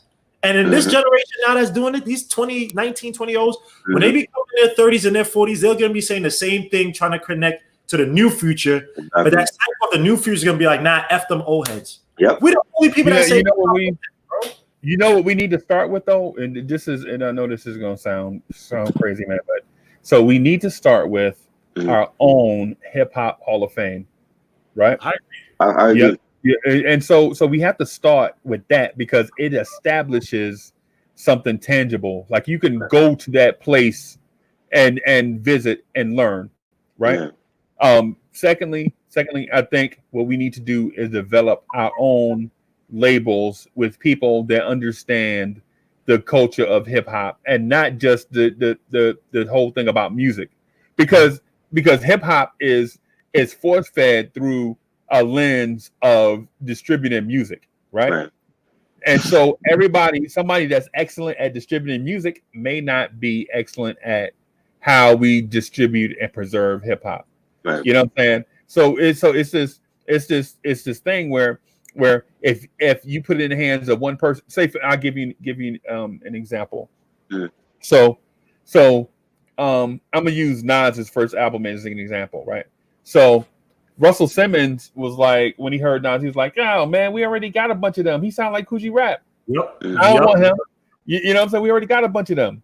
And right, so, but instead of saying something like, you know what? Let me give this dude a try, or with a small budget and see if it'll grow, right? The streets were already buzzing. The dude already proved himself on a verse with Large Professor at Live at the Barbecue, right? He already proved that he can make a joint, right? Same thing with this dude, this dude named Kid Hood, who was on the Scenario remix, but he died before the song came out. I remember that. You remember? Yeah. But but our approach to hip hop should be something a little bit different. Like hip hop artists shouldn't have to look to get enshrined in the Rock and Roll Hall of Fame, because hip hop is not rock and roll. And some may argue that hip hop today is bigger than rock and roll ever was. Yes, you know what I mean. And there's a museum for it, right? And people look forward to it. You know what I'm saying? As artists. So what we should do is take these things that we hold dear and put them in a place where generations behind can see what it is. And thirdly, we need to have a gatekeeper, because a joint like and I know I'm getting long-winded, but so this is joint called Gucci Gang, Gucci Gang, Gucci Gang, Gucci Gang, Gucci Gang, Gucci Gang, Gucci Gang. And so that song was popular, right? But it wasn't. But it's not hip hop. Dude said, and another dude said G-Wagon, G-Wagon, G-Wagon, G-Wagon the whole time, right? So, Right. but back in the day, there was also joints like that came out, like the Rapping Duke. The hard. You know what I'm saying? Remember that? The Rapping Duke? Yeah, that shit was trash, right? Mhm. But the hip hop community condemned that. And they condemned Rapping Rodney and Disco Donald trying to rap. You know what I'm saying? The hip hop community condemned it. Nowadays we don't condemn nothing. We uphold everything. So no matter how trash the joint is, you know, people don't get dissed to their face no more. It's like when people get dissed to their face, they call everybody a hater. But instead of saying, "Hey man," "Hey man, you just a hater. You don't understand such and such," what they should be doing is, "Yo, maybe I didn't put my best effort for put my best foot forward. I need to go back to this lab." You know what I'm saying? So I mean, to me, if you do those three things, you may not get as many people in the game as you had before, but sometimes pruning the leaves of your bush makes that bush grow better the next time it starts to sprout. I agree. They're actually building a hip hop museum in the Bronx. It's I want to say it's gonna be done in 2022. Okay. It's supposed to be built. They have a website. I think it's Universal Hip Hop Museum. They have an Instagram page, but they're actually building one just for that, like you said, like to celebrate our artists, because rock and roll and hip hop is two different things. Right. And I remember when hip hop first came out, Right. and so when hip hop first came out, no lie, everybody was trash. Everybody except for these three dudes, Melly Mel, Melly Mel. What's his brother name? Melly Mel brother. I keep forgetting. You mean Grandmaster Flash and Furious 5? Yeah. Well. Kaz was dope. Right. Kaz was dope, and Kaz is like invented that. I think Kaz invented that thing where he can rhyme off the top of his head, no matter who. He could be going to the store to get a carton of milk, right. and a dude can come up to him and battle him on the spot, and he could just beat anybody ever. But his best talent was actually writing lyrics. Right. Though he was probably the best rapper off the dome, right. He still wrote great lyrics, to the point where people used to steal his stuff. Like he would literally write stuff down and like go smoke a cigarette and come back and the book gone, and a dude got a bulge under his shirt. And he's like, "Dog, did you steal my stuff?" And they're like, "Nah, bro." But anyways, what I'm getting at is it's always been cats that love, to rap, that just wasn't really that good. They've always been in the game, always been in the game. As a matter of fact, but the thing is back then there was more face-to-face interactions. Like in order for you to say that you were dope, somebody had to tell you was dope. Uh-huh. You could just step out and say, "Yo, I'm fire." Nowadays, there's no validation. There's no validation. That's weird. Right. That's one of the reasons why I respect Cassidy a lot.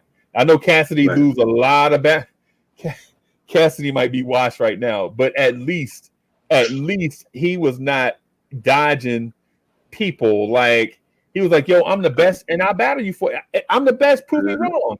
Mm-hmm. You know what I'm saying? It's dead. That this is why it hurts me. This is why I try to listen to some of these new dudes, man, and I just know that if the money wasn't there, right? What you talking about, Freezie, is that it's almost like how would you put it? What is it called? Like maybe an apprenticeship in a way where you had to bide your time, right? Right. You had to go into ciphers. You had to freestyle. You had to work your way up, right? And you have to then put yourself out on the main stage. Come out with an ill album. Come out with an ill song. Something. Whereas, all right, we could work. This dude is that dude. You know what I mean? Obviously, money was getting involved, but it was always connected to I'm better than you. I know I'm better than you. You can't beat me. My style's better. Craig Mack had to carry EPMD speakers for 3 years. Wait, before he got to deal with. Craig Mack had to carry EPMD speakers for 3 years before he got to deal with Bad Boy. And it was like a favor. It wasn't even like, Bad Boy was looking for Craig. My man had saved Heavy D life in upstate New York because over some mess, right? And he was like, "Yo, you just owe me one later on." And then so like 4 years later, he got this artist. He like, "Yo, you remember that favor?" He's like, "Yeah. What you want?" "Hey, man, hey, give my man Craig Mack a shot, man. Can you you and Puff just listen to him, man, and see what he got? You know what I'm saying? People had to pay their dues. You know what I'm saying? Now you don't have to pay your dues. They don't do that. I think the internet played a big part also, like having MySpace and having YouTube, it played a big part into a lot of artists getting signed, like Soulja Boy, Justin Bieber got signed from MySpace, I believe. So it's easier now to get signed as an artist compared to going up to the record label with your demo tape in hand and even trying to give your demo tape to that executive that worked at Def Jam or worked at Atlantic Records now. Back in the day. Right. You know, that's another thing. But MH is in the chat. He said that Guillermo say generic. Yeah. Shout out to you, MH. But the chat is on YouTube? Yeah, the chat. You can see the chat. Yo, that's crazy. I don't have a notification for you. Yeah. Hold on. This doesn't make any sense. I don't got a notification for you. We got some questions too. I went back. All right. People asking, what's your favorite Snoop Dogg album? What's your favorite DMX album? What's your favorite Hype Williams video? There's a lot of questions in the chat right now. Okay. My favorite Hype Williams video, it had to be Can It Be All So Simple. That video, it was a masterpiece. I love everything about that video, bro. It was so it's so glorious, man. Like Wu-Tang, like that was pinnacle Wu-Tang to me, man. Like giving lessons, giving you the streets. And I remember there was one dude from my old church, Saifu was in the video. He's one of the kids when I think when it's like they zoom on the kids, like and they're like all pointing the video or the camera around like the end of it. He's one of the kids in there. This fat face idiot. But Can It Be Also Simple is probably my favorite Hype Williams video. My favorite Snoop. I mean, I wasn't the biggest Snoop Dogg fan, so I would just go with the first one, Doggy Style. DMX. Slippin' was on the second one. That was the second one. Flush My Flesh, but Stop Being Greedy was the first one. That's tough, man. I don't know, man. Which one was How's It Going Down? Was that on the second one? That was the first one. That was the first one? Yeah, Dark and Hell is Hot. Yeah. I gotta go as Dark and Hell is Hot. Yeah, so I'm gonna say my favorite Hype Williams video is the joint from Belly. When we did what's the joint? Ready? Are you ready? Yeah. With Ja Rule in them. Method Man was on that. Nah, he's talking about he's actually talking about the actual movie. No. The actual movie. Yeah, that was the movie. That was the movie, bro. No, I'm mistaken, man. Pardon that, man. I'm mistaken. It's still tough though. It's still tough. You can that intro was dope. One of the greatest. Intro was Hype Williams. I'm not. Would you go? Would you go Buster? Put your hands where my eyes can see. Yes, that's a classic. Oh crap! Buster had the best videos to me at that time. Yeah. Right. Would you wait? Hold on. You I was gonna say Missy Elliott. Who would you pick? I guess. Buster and Missy. Well, that would be a good battle. That's a battle I want to see. But I want to see it. Yeah. I'm talking about in terms of videos. Missy. You know. Right. But in terms of videos, who had the better videos at the time? Buster. Better videos. Yeah. I'm gonna give the slightest to Buster. Just the slightest to Buster. Yeah, I'm gonna give the slightest one to Buster. Because it's all extreme with the freaking fisheye angle. That was dope. Crazy. Yeah. Oh yeah. I was crazy. And the Touch It remix video. The Touch It remix video with the little girl at the beginning. Yeah, that was dope. X is a monster. Swiss is the DMX. I like DMX so much I hate him, man, because when he did that, so like somebody asked who had the better discography, Snoop or DMX? DMX. To me, it's DMX. I think Snoop had some classics, but he got a lot of trash in the 2010s and 2000s as well. Right. You know? Yeah, I would say for purity's sake, DMX. You know, but for longevity, in terms of longevity and relevance in the game, I'd go Snoop because Snoop still has a bit of relevance as a rapper / entertainer, and DMX looks like he's just like a hanger on, like he need these checks. Man, come on. Right, I'm talking about right now. He look bad in that what's the name though, with the big belly. Yeah. Oh my gosh, that shit hurt my heart, bro. That shit hurt.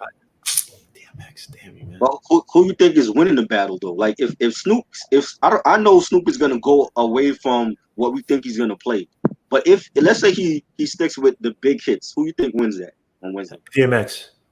Yeah, because you know why? We didn't even talk about songs he did like Pull It. Right, with Cameron. Right, that was on. That's key for. Yep, Pull It. That was one with Cameron. 24 Hours to Live. 24 Hours to Live. What's the other one? Money, Power, Respect. Respect. Yeah. I mean, you talking about what the hell is that song I just mentioned? If It's On, It's On. That was on The Professional, I think. DJ Clue. Yeah, DJ Clue. Again, another song that gets underrated. Illuminati. Yeah. Smoothie, home of the brave, we all here, baby. Like DMX, man, I love that dude, man. But yeah, he's gonna. I think he beats out Snoop Dogg because DMX has Snoop Dogg has a lot of songs that you can't like Beautiful, obviously, but when you listen, Beautiful is a song like he is relevant because of it. Right, DMX has a whole bunch of like songs that I felt dominated the airwaves. Now, were they songs where can you say they're the greatest of all time? Probably not, but they're like a level below where that elite status where it ran the radio waves for like 3-4 months.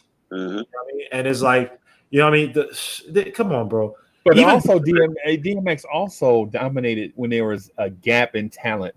You know what I'm saying? I'm not taking nothing away from DMX. I'm not. And so y'all don't get it twisted. I'm not saying that he wouldn't have dominated if he came out 5 years earlier or 5 years later. I'm saying the circumstances when DMX was out, we don't know what direct peer competition he had threatened his status as being the number one guy. You know, DMX came out earlier in the mid 90s, right? You think he has those guys the class that he came out from was with Pun and Nori and John Forte and Cannabis. You know what I'm saying? Like he came out with a good class. It's just that two of those guys died. Like two of the main guys died. Big L was that guy. Big L was supposed to be that guy, and then Big Pun was already. I think Big Pun but Big Pun paved the way for a dude like Big L, because even when you listen to Big L, you know, some of the songs are just, I wouldn't say just two. It was very lyrical, very street.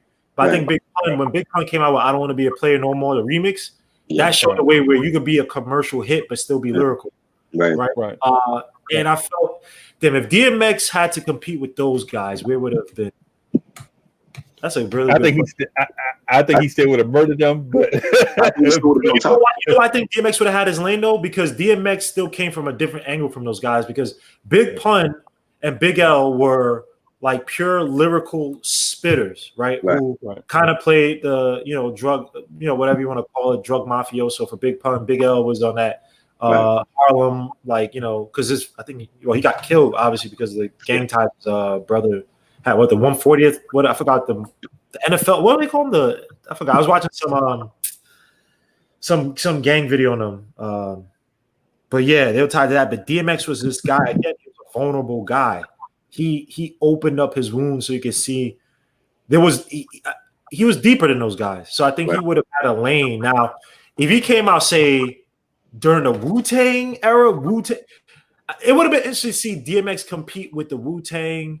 Black Moon, that early 90s, mid 90s. Nas, you talking about Nas, Dr. Dre, Snoop. That would have been Biggie. Snoop. Yeah. Imagine from 92 on. West Coast beef. That might it could have looked a lot different in terms of who would have been elevated, because DMX, you could argue. Because he would have been separate, I guess, from the boot camp clique. Because the East Coast at the time, do we really have like a hardcore rapper like a DMX to represent the East? You had some. I mean, everybody it was a high elevated competition at that point. So it was like everybody was dropping classics at that point. from 92 to me, in my opinion, 92 to 93, like maybe late 91 to 92, 93 was dominated, in my opinion now, by groups like A Tribe Called Quest, who put out great albums. Now, in terms of individuals, in terms of individual artists, you know, I don't know if there was like just one guy. That's the reason why I think New York fans took that Snoop Dogg New York disc to heart so much, because there was like a time where New York felt like they were not only not number one, that they may not have been in the top 3 in terms of areas producing hip hop, because at the time Tupac was out, and Too Short, and E40, and so there was like this, the Oakland Stroke thing was going on. Then you got your LA area, you know what I'm saying, and then you have cats coming from out of nowhere like Miami, Florida, pinching into that market share as well. So now New Yorkers are like, yo, who is the king of New York? And I remember that being asked, actually, you know, who was the king of New York during that late 91, I mean, 92, 93. Even with the West, we always felt like we were better. We felt, I mean, hip hop started here. We still feel like that. We still feel like we are the best region. You know what I'm saying? I don't feel like New York really started to think about like us falling off until like the 2000s, when the South came in, when Little John came in with the crunk music and all that. That's when we really I mean, we didn't feel, we wasn't threatened by the West. Like the West were coming out. Look, I supported the West even during that time. I bought every Death Row release. I've seen Warren G in concert and Coolio and all of them. I supported them even when all that was going on. But we wasn't threatened by the West. Like we felt like we're the better coast. That's just how it was. So we didn't really feel threatened by any of those regions until like the 2000s. Like I said, at the time I was living on the West Coast. So I lived part of that time in Texas, and then part of the time in California. Right. And all the people that I talked to back home was like, yo, man, it's crazy, man. And for the record, that Tribe Midnight Marauders album that came out in 93 was a classic. You know what I'm saying? Was a classic. But I don't know too many albums that came out. Well, you know what? You know what else was a classic in 93? Wu-Tang Clan album came out around the same time, right? But in terms of individual, I don't know if there was just one dude, you know what I'm saying, in the area, you know what I'm saying, that you know could go, you know, that could dominate in record sales and critical acclaim. Because record sales is one thing, but people appreciating your stuff is another thing. Right. So, but I don't know if there was a dude out there, and if I forgot, man, somebody remind me. But what about LL Cool J? You don't think he was like he could have been the best at that time in '93? No, because he had that he had the 14 Shots to the Dome album. Remember that? You don't like that one? Yeah. Yeah, no. I like the album. I like the album. But, hey, Backseat is my joint. Pink Cookies in a Plastic Bag is my joint. You know what I'm saying? But I don't know if you could compare him to Tupac at the time. You know what I'm saying? And so a year later in 94, in 94 you get who drops in 94? Biggie drops in 94. Right. Illmatic drops in 94. Yeah, matter of fact, Illmatic, then Craig Mack and Biggie come out like in like succession, right? And so now you have this thing where it's like, yo, this is what I've been missing like the last, 2 or 3 years, you know what I'm saying, from New York. So that 93, 92, I was nervous. I was nervous because dudes was literally like the Ghetto Boys came out in 90. The Ghetto Boys came out with a joint in 93, I think. In 93, I think. And it went gold. I think it went gold in like a week. And so I'm like, yo, what in the world is the East Coast doing? Because at the time, and I'm not knocking nobody's favorite artist, but at the time, during that same time frame, Big Daddy Kane dropped 2 albums. Oh boy. And they were both trash. You know what I'm saying? And I'm not knocking them because at the same time, we might have to do a whole episode about Kane and Rakim. But MC Light came out during that time, and she had it wasn't trash. Yeah, Roughneck. She had Roughneck and and Georgie Porgy.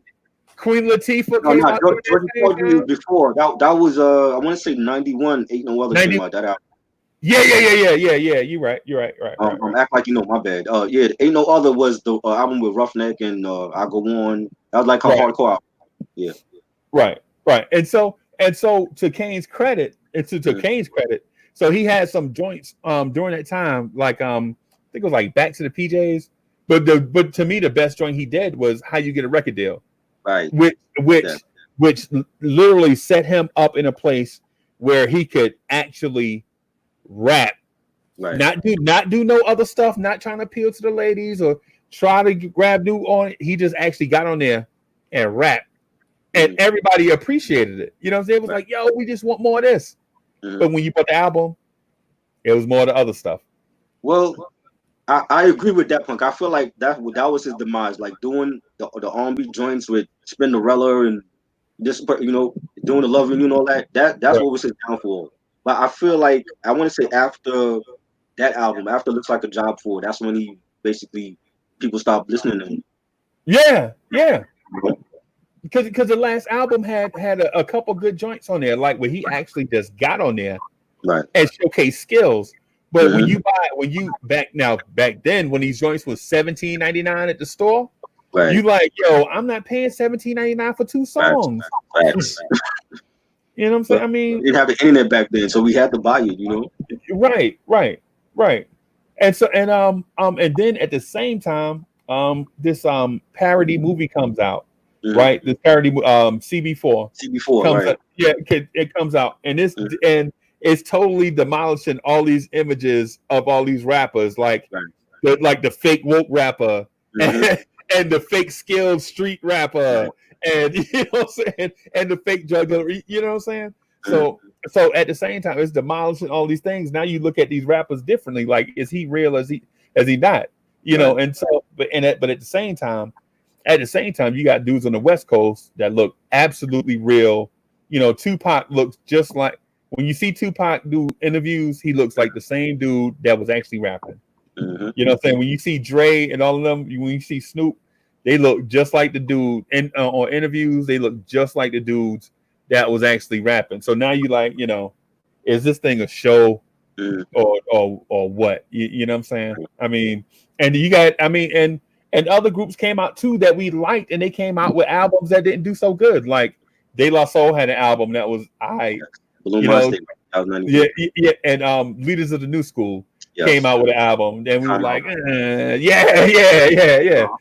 So you like, I don't know. Can I ask a question real quick? Was it always obvious that Busta Rhymes is gonna break off from Leaders of the New School? Like, this dude he had the energy from that group. Yeah, like you listen to Scenario, they saved him for last for a reason. Right. Yeah. Oh, and he had this joint called Sob. They had a joint called Sob Story on the first joint. Right. Yes. You know what I'm saying? And you was like, hey, what is this dude even doing in this group with these two dudes? Because he stuck out like Grand Puba did in Brand Nubian, right? And then I'm not disrespecting Brand Nubian, because I love those brothers. I like them more than I like Grand Puba. But at the same time, you can tell there is a distinct level of talent between this one person and the rest of the group. I mean, I love Sadat X and Lord Jamal now, and I mean, I'm not saying trying to diss them, but what I'm saying is when it comes to a level of talent, Grand Puba was everywhere doing cameos on everybody joint. You know, and and he was in demand, and the same thing with Busta. Busta was in demand. So, even when you hear that joint Feminine Fat on that on Leaders of the New School first joint, you're like, yo, this dude right here is he's something special. It's like when you heard Ice Cube with NWA. It's like, yo, these other dudes is good, but man, Ice Cube is a better one. Yeah. Yeah, Busta Rhymes to me, man. Obviously I had to go back to listen to Scenario after I've heard Busta Rhymes, because I first knew about him as a independent artist, but when you rapped in Scenario, man, like it's just you felt a certain energy. It's like I felt that same energy like when I first heard ODB, even though I guess ODB stayed with Wu-Tang, know what I mean, for most of his career. But it's like ODB, if he wasn't, you know, the drugs and the demons, like you kind of felt he could have done. Because I think even when he did his solo stuff, he's like a parody of himself. You know, ODB was talented. Dude could actually sing, like he could harmonize, like he could, like dude, like when you hear him on "Protect Your Neck," it's like, you know, first things first. It's like you know, to keep rolling. Like you would tell, like he was like a master at the craft, bro. Like I don't know. I guess certain people is just like you just feel the energy. Right, and I feel you. So, but lyrically, I don't know if he can hold a candle to Inspector Deck. Right. To me, nah, he can't. But so I want to clarify though. But just because you can do it, don't mean it's entertaining. Because Inspector Deck has come out with solo albums, and they were trash. Right. And so they were trash. But ODB come out with albums, and you like, oh my God, is this album over already? It's like, yo, why did you just do a double album? You know. So I mean, ODB. So ODB joint came out during the double album era, and so you like, yeah, I could have, you know, I could have dug like a few more songs with him. The management of Wu-Tang, man, is like that should be a story in itself in terms of how poorly some of these guys were like how they were pushed into this. You know what I mean? It's just like after the whole when Ghostface, I think it was when he insulted High 97 and they couldn't get on Summer Jam, was it, or whatever? And you had, because remember back then, you know, all respect to Ghostface. Ghostface was, he admitted himself he was smoking a lot of Sherm, so or he used to lace his weed with Sherm. So he said he used to be crazy, like you couldn't tell him nothing. And I think that certain members of the group were kind of like what's with the? Because I remember I think it was Master Killer one on DJ Vlad. And they're like, yeah, he was talking about the whole High 97 band, and I think it came from Ghostface saying something about High 97, and he didn't get on the Summer Jam thing. But then the way Master Killer said it was like kind of like, yeah, you know, I support my brothers, but it's like, yeah, he did kind of mess up for us because that would have been a big exposure. Because think about this, Wu-Tang, there are only two artists I remember. I'm pretty sure other people banned, but it's like they were bigger. They were big, excuse me. They were still big despite the bands from High 97, Nas and Wu-Tang. And imagine the coverage Wu-Tang, but especially when they came with an Ice Cream. Like, bro, that killed the summer, bro. Ice Cream. I remember my cousin was playing, my sister was playing, everybody was playing Ice Cream.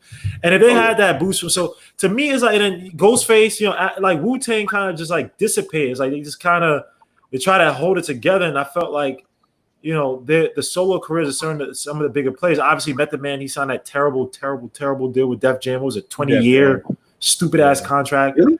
20 years? It was some stupid, right? It was some dumb, like 20 years or some or a certain amount. It was some awful contract he signed with Def Jam. I can't remember what it was, but it was like 20 or some stupid thing with albums. And then, you know, other guys like You Guy. I mean, he wasn't going to do anything. Raekwon, I think, talked about how he was jealous or like, you know, he was kind of jealous of some other people. So he kind of like broke off. He tried to do that album. What was the album where he's like just sitting down on a stoop? Not Only Built for Cool. Yeah. Yeah. I actually like that album. And it's like they he was jealous. So he was jealous that Method Man had a song on the first album to himself. Well, remember, they were kind of all jealous because remember on that bus ride?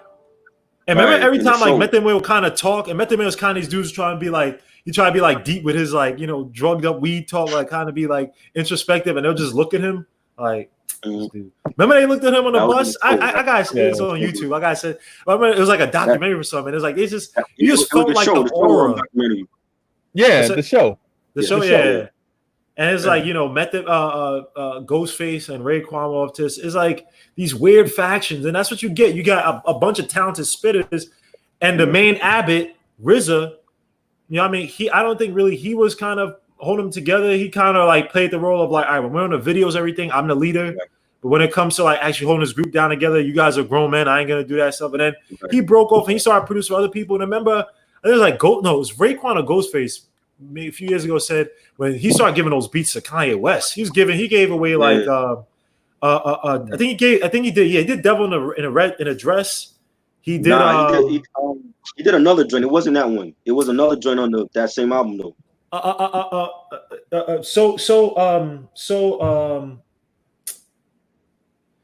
The one is Kanye West RZA's at the end. Yeah. What the hell is this damn so Sci-Hi the Prince is on there? Jay's Soul Paul. Might be that joint. Soul Paul, thank you. Thank you. Yeah. Yeah, he said fucking ridiculous at the end. He kept saying he did that. He didn't do Devil on a Dress. He didn't do that beat. Nah, he didn't do that one. Nah, that wasn't. I thought he did that. Damn, but he did. He did some other ones for Kanye, and what's saying was like, yeah, damn, he could have. Why didn't he give us those beats? And it's like, Wu-Tang should have been. They should have held it down, man. But you know what though too, and so the thing is, I felt like with Wu-Tang Clan is you had dudes that you had say 2 or 3 dudes in a group that were lyrically superior, like top. If you just go on skills, just skills and technique alone, you know, maybe top 10 all-time rappers. Period. That can do it. Who those? Name them in order. Name them in order so you can see. Which way you talking about? Like top 3 to 1 or 1 to 3? 1 to 3. Okay, so to me, it's Inspector Deck number 1, right? Okay. I think Inspector Deck is by far the most talented lyrically. You know what I'm saying? Nice. I agree. Yeah. The dude said, okay. So just to clarify, the dude said, "I bomb him atomically." We know. Can't define how I'm dropping these mockeries. Lyrically performed on robberies, with the lottery. Yeah, right. That's what I'm saying. All right, say your next two. Say, okay. I think I have one to come. Okay. Oh, okay. So I like Raekwon and Master Killer. Okay. And it's like yes. When you listen to So when you listen to, like with me, like when I go in and listen to the albums, I'm like, the dude has got talent. Now, I'm not saying he's the best performer or best artist. I'm saying the dude that can actually do this thing, he is, to me, in my opinion, in the top 3. Some people like Capadonna. I was just about to say, bro, Capadonna used to kill the end of songs, man. Like, Only a Heart doesn't want to be calling me cousin. Like, yo, bro, he would come. Was it Glaciers of Ice? He came on in the end, killed it. Ice Cream, he had the best verse. Bitches love me like you love, like I love my dick size. Like, yo, dude was. But people don't say. But people don't say Method Man or ODB. If y'all ever notice. And when people say, list the best artists in Wu-Tang. It's you have to wait a while before you get to ODB and Method Man, and I'm not dissing them. I'm just saying that where lyrically they may not be the best, they are definitely the best 2 performers in the group. Yeah, the best artists. Yeah. It's not even close. You know what I'm saying? I mean, I love Ghost and I love Ray. You know what I'm saying? I love the Rebel INS. I love Capadonna. I like Master Killer. But when you talk about individual projects, though. Okay. My bad. All right, yeah. My bad. So I was just saying individually, talent wise, but yeah, if you talk about individual projects, I won't necessarily. Yeah, but hold on. I got it. So for me, it's cool. He had the best discography, and even during the 2000s when Wu-Tang was falling off, Ghost still kept that flag with right. Yeah, but you didn't put Ghostface, Freezie. Wait, so you ranked it on what? You ranked it on best individual careers? No. I'm talking about the ability to actually rap. Now, listen, I love Ghostface, but when you listen to Ghost, sometimes there's a time in a song where he'll go off the rails, and you like, what the fuck is this motherfucker? It's dope. It's dope.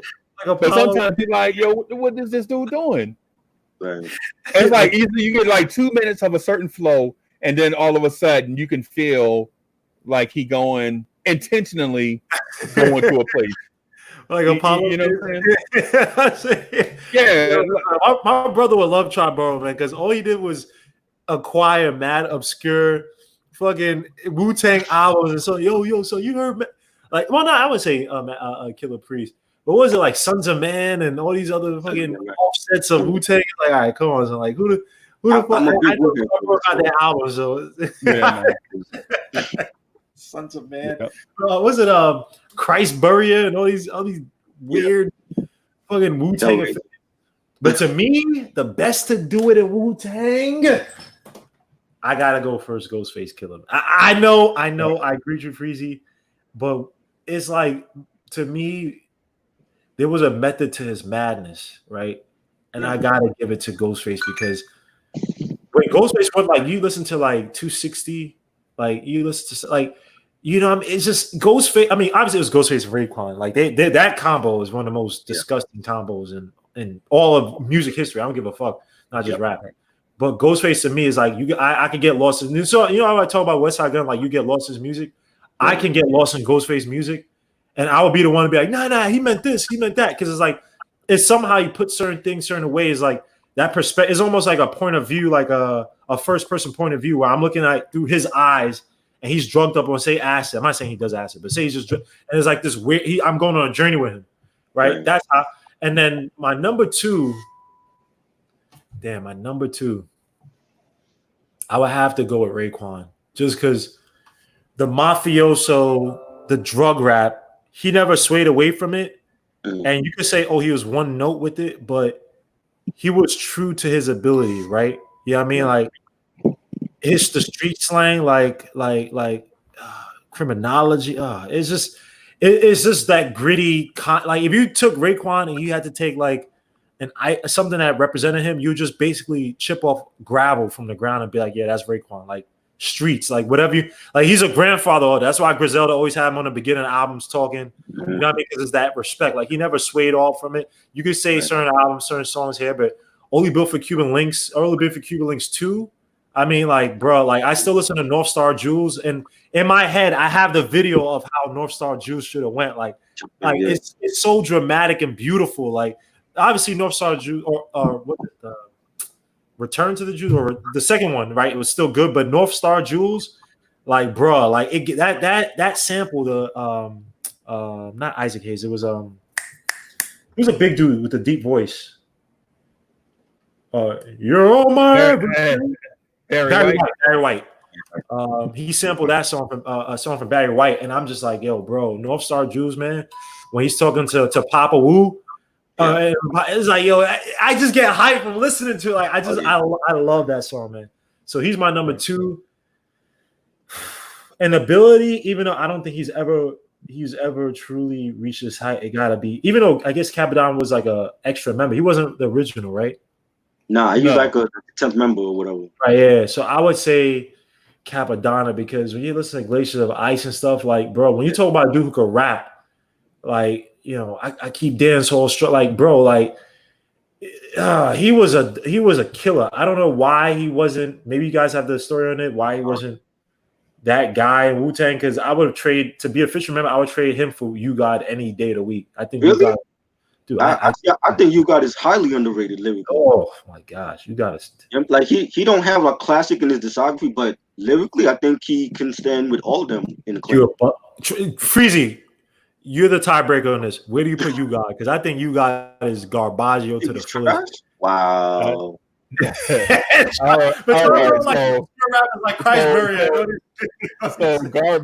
garbage is a strong word, but I'm not a fan. Did I say garbage? Sorry, did I say garbage? I'm not a fan of You God. I think and if you rank everybody, then he'll probably be maybe 8th or 9th. So you would kick out You God for Capadonna? Who? You would kick out You God for Capadonna? Yes, Freezie, stop it. You would trade You God for Capadonna. Stop. You God is because I have him. Because I would rather listen to him than to Jizza. To be honest with you, I like Capadonna over Jizza. Even though I forgot about Jizza. Oh my gosh. Hold up. My bad. I gotta put Jizza 3rd. I forgot all about Jizza.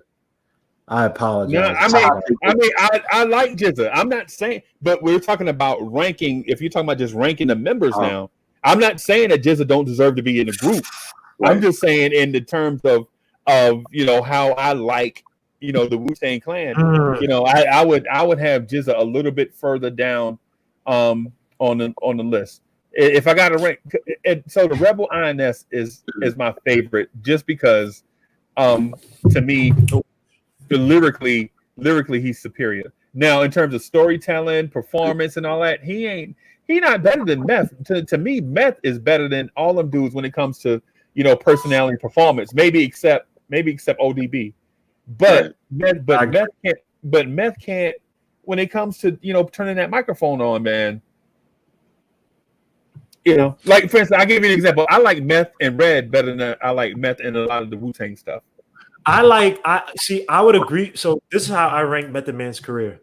I like the original Method Man when he was like the Master Sword, or was that Ghostface Killer? But when he was also MHTHOD, man, like that style, you get off my back. I think after You're All I Need, he tried to go this commercial thing where he kind of got rid of all that rawness and try to be more like slower and more simple. I hate it. People gonna kill me, but the You're All I Need, I like the song, but what he did after that, I hate it. Now, when he came back, excuse me as I kissed, I said, "Oh, thank God he's back." That was my second favorite Method Man, because the first Method Man, when he was just coming, I got myself. That was actually one of the first videos I remember, because I remember, he was, and then he had the chick, and then the 40 myself for shorty, I got myself. Like I thought that Method Man, I was like, dude, this dude, he's a character. I love it. And then when he came out with Redman, oh my gosh! And then Redman is another artist that he should have been somewhere Wu-Tang. I know he's with Def Squad, but I wish he was with Wu-Tang, because I think Redman would have been a dude that could have helped transition Wu-Tang to the current era, where like he would have kept them together, because he was so much of a character. But I think he's such a good dude that he would have helped them to get. He's one of those like egoless type of dudes where he don't really got an ego like that. I've never heard any bad thing. I've heard of Redman helping people out and stuff. And he has that attitude. But yeah, that Method Man, he's like 1A and 1B, because I love that Method Man. Well, Red made an honorary member of Wu-Tang, so he's part of the Wu. Right. But he's not. And he was like all over that Mathematics Wu-Tang album. Like I felt like Red carried that album for them. Yeah. Imagine Redman on like on Cream, or like, right. You know what I mean? Like, can they be all so simple? Like Redman is stupid. Imagine if Def Squad and Hit Squad would have come together as opposed to breaking apart with E and PMD. I mean, you're talking about like your Case Solos, your Malik and Jamal, your Keith Murrays, who else? Das Effects, your Hurricane G's, man. But let me ask you this, because I had somebody ask me, and so I defended it to the end, and then I got buried in my own point because of something crazy I said. So, if you had to take somebody off the hip hop island forever, right? Would it be Wu-Tang Clan or the Juice Crew? Juice Crew. One of them got to go. Juice Crew. Are you serious, man? I'm a big Wu-Tang head. I grew up with the Juice Crew, but I'm a big Wu-Tang head. But I mean, like, I don't think the Juice. If they had a battle now, Wu-Tang would destroy the Juice Crew. To me, dog, you talking about underrated. I think she would destroy the Juice Crew. Yeah, because MC Shan is, Coogee Rap. But see, are you talking about Coogee Rap then, or Coogee Rap and Master Ace? Master Ace.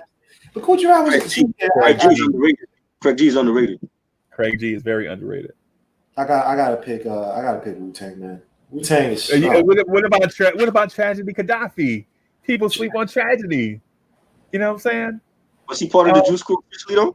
Yeah.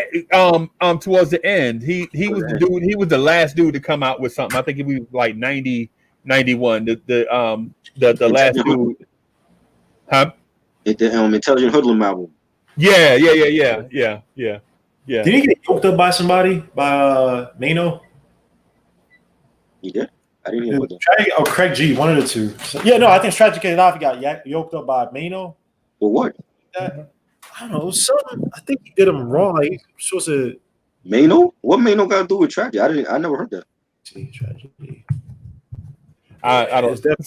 So here's while Guillermo's looking for that, I'll tell you the reason why I lost. Right. So I went through the series of events about how the Juice Crew unlike other collaboratives like the Native Tongues and the Flavor Unit, Right. actually broke ground. Like you can see where they entered the game and where they actually left book milestones where hip hop wasn't the same after they came in. For instance, the Roxanne's Revenge, Right. right? Right. You know what I'm saying? But so UTFO calls Marley Marl whack and tell him to leave, right? He's like, get you trash, you project DJ, whatever. So Marley Marl is like, oh yeah, I got something for y'all. I'm a dish y'all, whatever. So he come back and they do Roxanne's Revenge, right? Right. The song is such a smash, that in our minds going forward and on the hip hop radar. You know, they weren't even together. They weren't even doing nothing yet. You know what I'm saying? If it wasn't for Mr. Magic was barely keeping them alive by letting Marley Marl DJ and letting dudes spit occasionally, right? Right. So Roxanne Revenge comes out, and you're like, yo, you know what? They here to stay. And then MC Shan, who people don't consider to be one of the dopest lyricists of all time. And I don't believe it either. I just think he's one of those dudes that's a good performer, kind of like how we talked about Method Man or Busy Bee. You know, the dude comes out with this joint called The Bridge, and his best, maybe the best line he ever spit is the beginning of that song. Like, you love to hear the story again and again of how it all got started way back when, right? And so when you first hear that, you know, you like, yo, this dude right here actually got some talent. And so The Bridge is like a classic for those of us that was there at the time that actually heard hip hop and kind of were filtering whack MCs in and out of the game. Like if you was like some people did come out, it was just trash, so you never heard from them again. But then like, you know, MC Shan, you give them their props for The Bridge. And then another milestone in the road with the Juice Crew, they do this joint called The Symphony, right? And so when they did The Symphony, and you like, these two verses I heard on here might be the best two verses I ever heard in my life. And I'm talking about up to that point. I'm not talking about after. You know, up to that point, you're like, these might be the best two verses I ever heard in my life. And hip hop was like, officially, hip hop was like maybe 10 or 12 years old then. So you hear Coogee Rap coming with Marley gives a slice, I get nice, and my voice is twice as horrifying as Vincent Price, goes deep till you fall in the spell of a sleep. And while I'm counting the money, you count sheep. You know what I'm saying? So it's like, yo, you ain't never heard no dudes like spit like that on no microphone. This is craziness to me. You know what I'm saying? And then you have Big Daddy Kane come out, not only be a ferocious MC like on these joints, like the original Raw with him and Coogee Rap and all these things. This dude goes out and has commercial success. You know what I'm saying? With joints like I Get the Job Done and all these joints. You know what I'm saying? Because Smooth Operator was a nice joint, right? Yeah. But it's not commercial success like I Get the Job Done, like the Teddy Riley produced joint. Right. You know what I'm saying? So when you compare the Juice Crew to Wu-Tang Clan, Juice Crew had already, you know what I'm saying, kind of laid the foundation for groups to come along after. You know what I'm saying? But they left mile markers where people remember exactly what the Juice Crew did and the story of hip hop. Whereas Wu-Tang Clan had some great songs, I mean dope joints. I'm talking about classic joints. Can It Be Also Simple? The Gladys Knight sample. You know what I'm saying? I mean, come on, though. Come on, man. You know, all these joints that they did. RZA establishing himself as a producer and an artist after Dr. Dre had did it on the West Coast. You know what I'm saying? So Dr. Dre did it on the West Coast with all these dope beats. And Dr. Dre is outside, bump your music in the car type dude. And then RZA comes out with like this, yo, listen to this in the dungeon. Put your headphones on and listen. And we're like, yo, this is crazy. You know what I'm saying? So while the comparison of the two seems like it's an unjust, unfair runaway by Wu-Tang Clan, if you look back to the history of hip hop, you're like, yo, a girl dissed a 3-man group and made a hit. You know what I'm saying? Girls wasn't making hits back then. And she was like 15 years old. You know what I'm saying? And people forget about Biz Markie's contribution to the Juice Crew. Like when you talk about Juice Crew, people say Coogee Rap, Big Daddy Kane, Master Ace, Roxanne Shante, Craig G. And people forget about Cool V and Biz Markie. Biz Markie was bumping on the airwaves in 87 and 88, almost carrying the Juice Crew almost. You know what I'm saying? So while they may have made as much money as Wu-Tang Clan, the fact that you can actually look at their contributions in the hip hop timeline and say Juice Crew did that first. Juice Crew did that first. Juice Crew did that first. Juice Crew did that first. You know what I'm saying? Like who had a dope posse jam? Who had a dope posse jam before 1988? Well, De La Soul Joint, that was before 88, right? Talking about Saturdays? Oh, you talking about Buddy Joint? No, that came out. It might have been around the same time, but my mind is telling me that it came out after, but it may have been around the same time. I was gonna say Sugar Hill Gang. Yeah, well, he's gonna kill me. I know. But now I think an underrated group, and you guys mentioned the EPMD, that whole Def School, like that whole cachet of rappers who came from that tree, man. Like, it's crazy how talented Eric Sir. Like, I don't know, man. I get it gets kind of sad when you hear how these groups break up, especially when it just comes down to money and contracts. When you heard about like how Brand Nubian broke up, Lord Jamar said that he thinks that Leo Cohen had something to do with it.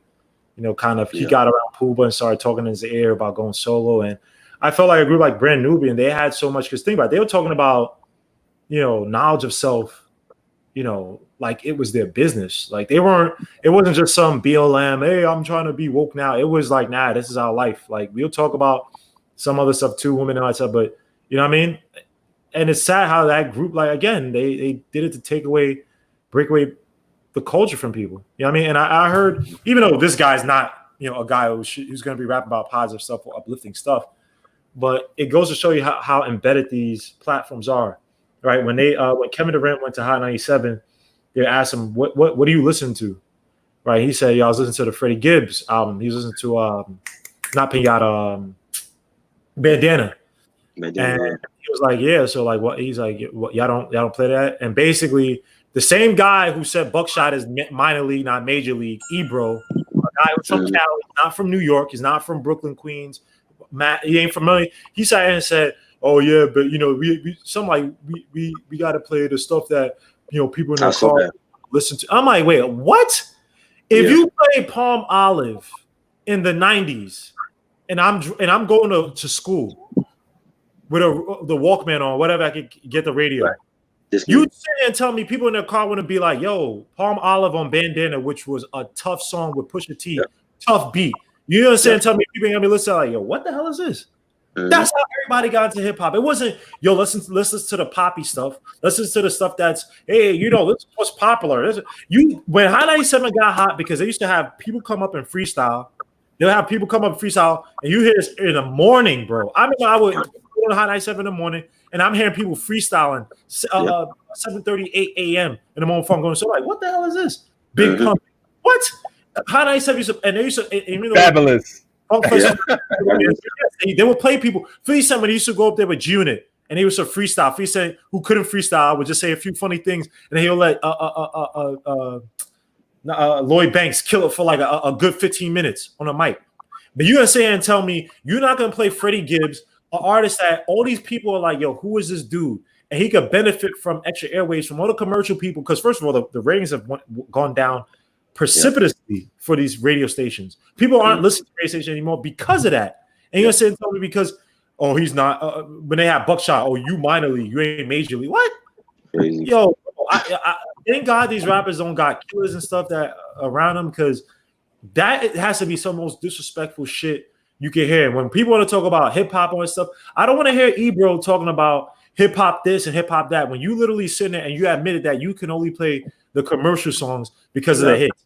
Oh, because these little suburban kids from Bumblefuck. That's what. But they listen. They want to hear the real stuff. You know, when I was in high school, I had white kids. I remember this white kid. Was it? I can't remember. It was dude Colin or somebody else. One of these white kids was playing me a Big L. I'm like, how the fuck you know about Big L? Right. So yo, we know about Big. And they're not all white people. I'm like, you know about Big L? And he was playing me stuff from Eminem's Infinite. He's playing me. I'm like, yo, what the fuck? Like, you know about Big L? I'm like, how the fuck you know about these people? They know about, and they want to hear this shit. But y'all, you gotta say on High 97 and tell them you can't play Freddie Gibbs. So when you talk about all these groups that we had, all these wonderful groups that we had, EPMD, Wu-Tang, you don't even hear them play the old school stuff. Just once. You could just play one song one time a week for these old school dudes, man. And you tell me these young kids want to be like, yo, what the hell is this? Because you know how do we get into some of the old school shit our parents listen to? The radio. They had to play this shit. Yeah. So when Freezie talk about Mr. Magic, ain't gonna be another Mr. Magic because you got fools like Ebro who can't mix. All right, I'm gonna play you some of the old school R&B stuff, the stuff that we like. But yo, these young dudes over here, I rock with these young dudes. Or even if I don't rock with these young dudes, let's see what they got because the people on the streets, these young kids want to listen to them. You know what I mean? So we can never bridge the gap to the old. Because you know, if you play the symphony, you saw Freezie just said that. You tell me if you play the symphony, you tell me you don't play Cool G Rap. You tell me if you didn't play old Nas. You tell me if you didn't play Big L, even though you probably won't play Casualties of a Dice Game on the radio. But you tell me if you play some of these older artists, these young kids would be like, yo, what the hell is this? Right. We all dance to Frankie Beverly and Maze. I'm 33. Frankie Beverly and Maze is not my generation. If you play Frankie Beverly and Maze, I'm dancing to Frankie Beverly and Maze. If you play Zapp and Rogers, Computer Love, I'm dancing to Computer Love. That's not my generation. You play Isaac Hayes, I'm dance to Isaac Hayes. I guess you kind of groove to Isaac Hayes. If you play, I'm grooving to this stuff, bro. Music is music.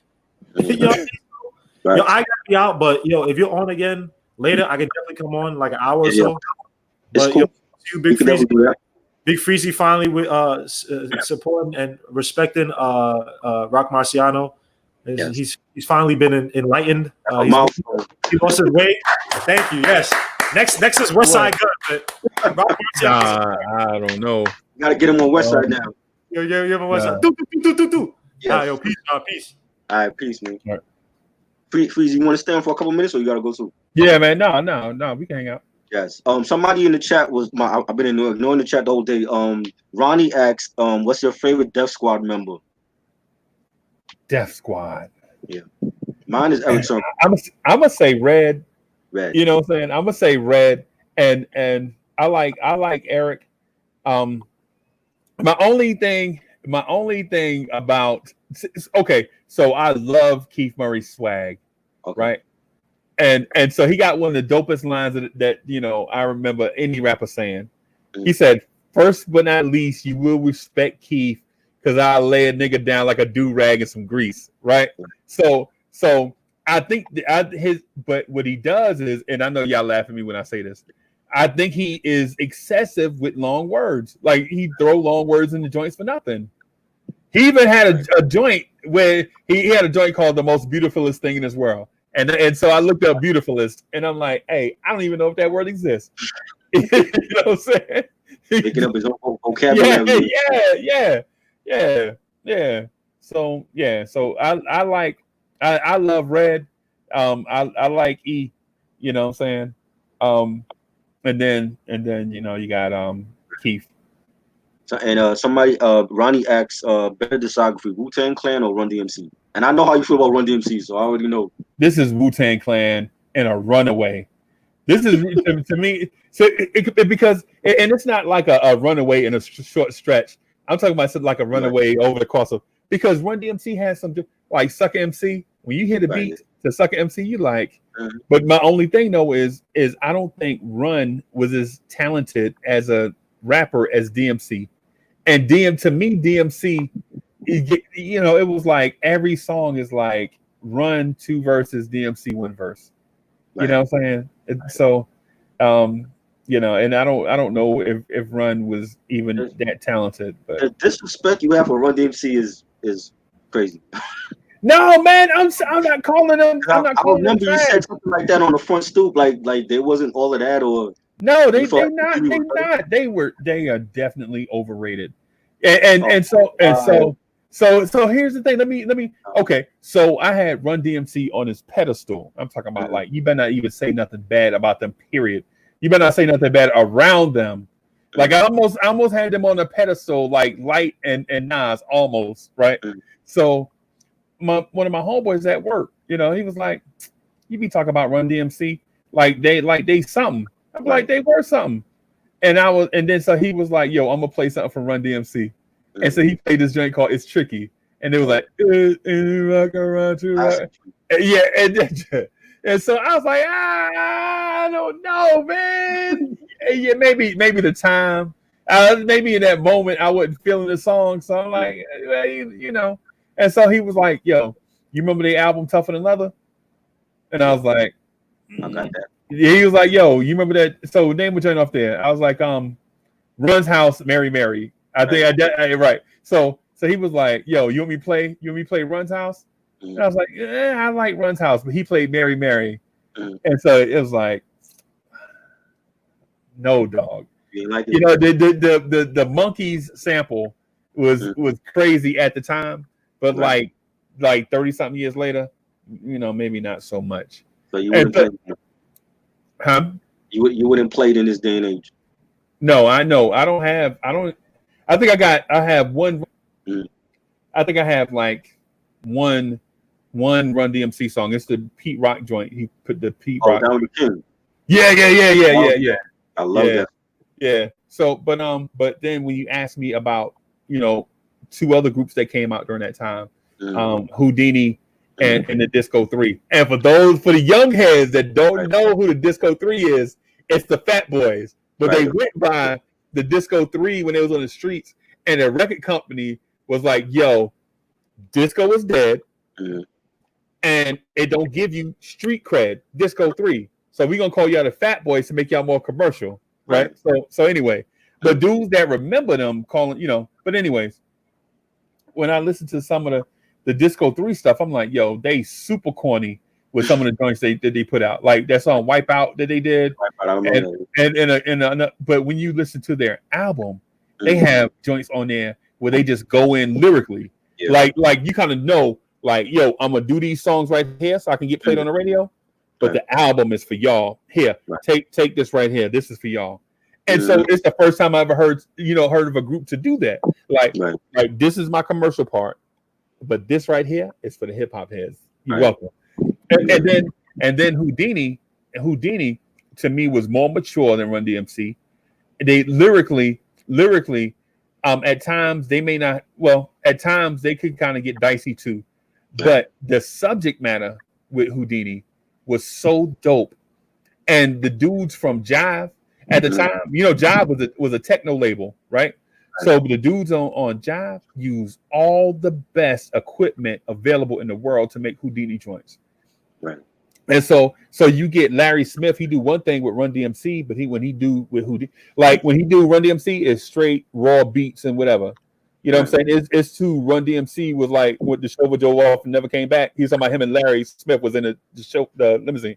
But when my man do stuff with Houdini, it's straight up sophisticated lyrics and new age beats on machines you never heard of. And they come up with sayings, you know what I'm saying? Like One Love and all these things. Yeah, that I got a story about that actually. When I started buying music when I was like 7, 8 years old. I would go to the record store with my mom. My mom's a heavy record collector. That's where I got it from her. Right.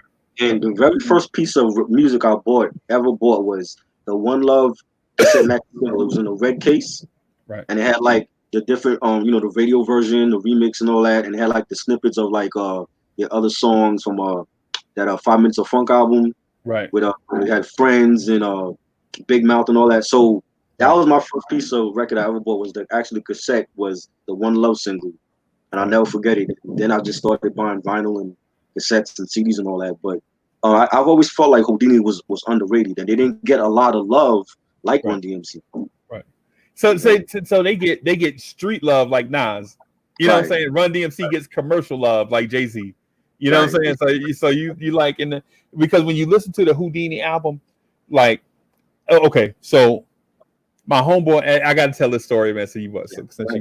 But So as a shorty, Mm. everything we learned about life and the streets that was relevant to us in our neighborhood came from other dudes that was on the street living that life, right? Right. So, because I was like, when I was like 6 or 7 years old, y'all know my mom's wouldn't let me hang out, all the time. I mean, it'd be reckless to even suggest, stuff like that. But I had homeboys who was older than me. They was like 12.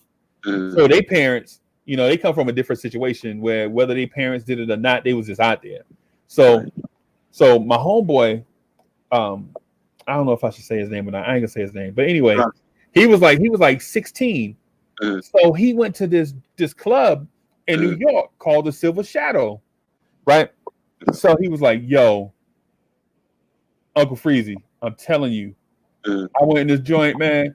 It was bad broads everywhere, man. It was blow and weed everywhere, man. I was so high when I left. They played this joint, and I was like, "Yo, son, what's the name of the joint? What's the name of the joint?" He was like, "Yo, they played it one time. I got on the floor, and the chick was just trying to take my shirt off, and I'm like, yo, son, what's the name of the song? Whatever, blah blah blah." He's like, "Yo, man, I'm telling you, I don't even know how we got home." I'm like, "Son, what's the name of the song? Come on." Right. And when I say son, y'all know I mean son, not sonning. So, but anyway, so he like, "Yo, it's this joint, man. 5 Minutes of Funk by Houdini. When they played it, he's like, yo, when they played it, everybody put their cup down, went to the floor, and started dancing. He was like, it was so packed on the floor that you could barely move. You know what I'm saying? He was like, yo, it was so tight. You felt like people was grabbing you, pinching you, son. I was like, yo, that's crazy. And he was like, yo, some joints just do that to people. Like when you play Run DMC and in a party like that, if it's not Suck MC, you could, and people are like, man, King of Rock, no, man, no, it don't get it. It's a good song to see on MTV, the video, but it don't have the same impact. And then what about Walk This Way? What about My Adidas? Okay, so Walk This Way, we felt was the sellout joint. Right. You know what I'm saying? It was like because it was like a weird time. Like they came out with Walk This Way. There was a Christmas in Hollis. Right. There was some joints you felt like they was going way too hard to try to be commercial. You know what I'm saying? And so it's like with those joints, when I look back on it, they were probably good joints, but at the time, they were trying to be super commercial. My Adidas, hey, that to me, that's like one of the top 5 classic joints because for one, they tried to spit on there. You know what I'm saying? They were trying to actually be lyricists. You know what I mean? Right. And secondly, it was a topic that we all liked. So it was like because shoe culture is our culture. You know what I'm saying? Yeah. But when you compare them to Houdini though, it's like these dudes talking about my Adidas, right? Right. These dudes are talking about my Adidas, but this other group is talking about the freaks come out at night, and they talk about bras with tight miniskirts. You know what I'm saying? So it's like okay, so these one dudes is talking about they sneakers or whatever. That's dope. But these other dudes is talking about these relationships and these fine chicks they in, and the parties that they go to, and so it's like while Run DMC was probably good at the time. I just can't. And a dude convinced me too. Now this is not like something I felt like over the years. A dude literally debated me and switched me to his opinion. The way that you put it, I never really realized it like that. I mean, because like being like 7, 8 years old and you buying a record like One Love, I liked it because they were talking about love, but it was with a street edge to it. It wasn't like a sobby love song, right? Like Hey Lover, when LL did that with Boyz II Men, it was dope, but it was still R&B-ish. Yeah, One Love it don't give you that feel like it like these are like street dudes talking about like their relationships and problems in their relationships, but it had like that booming beat. You know what I'm saying? Right. So that's why I like this so much.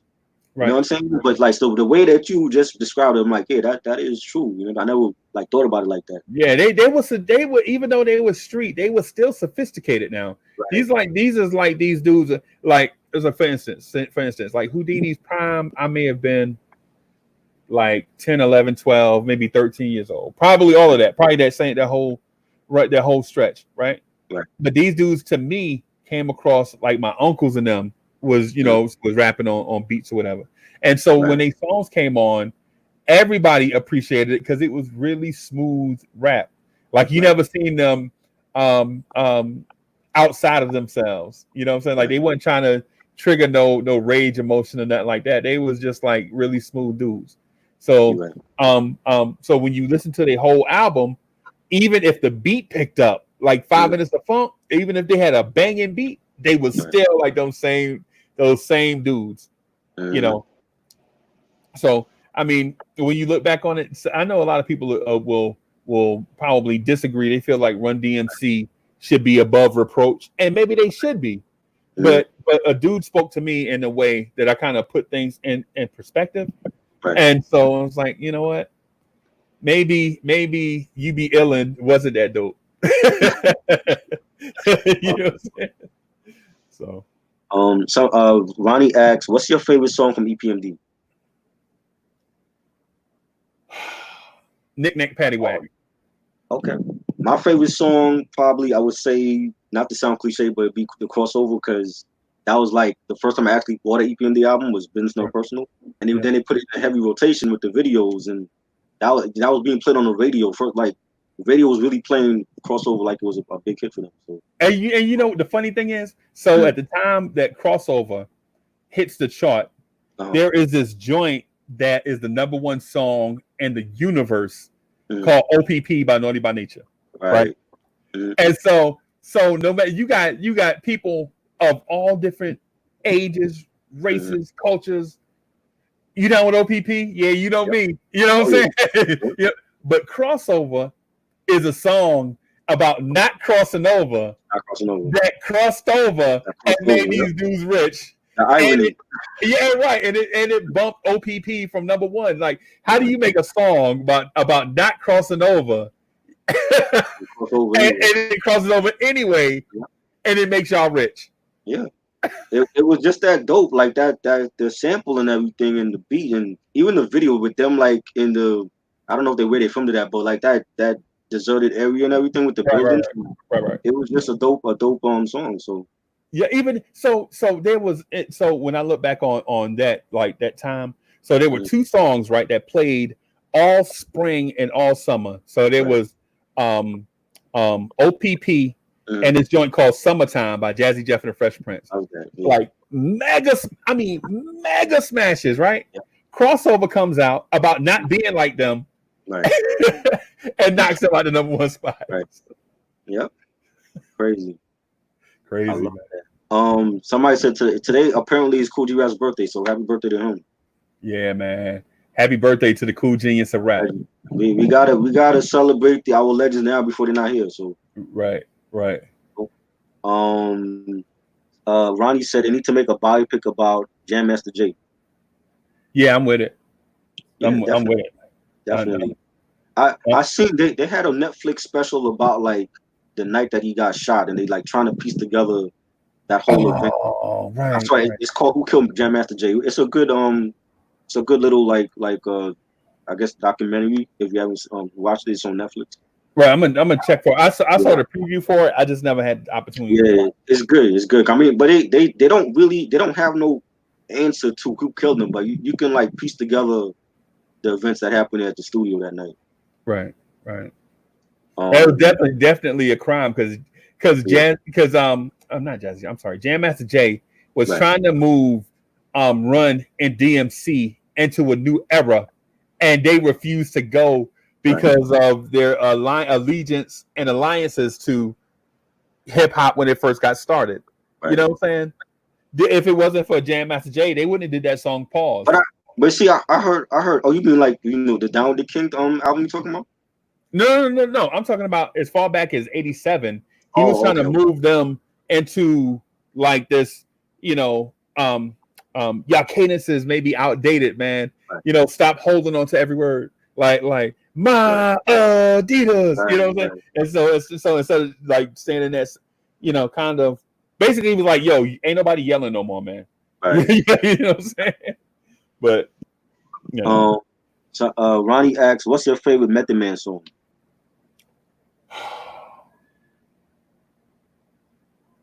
The Rottweiler, maybe. Oh yeah, I love that.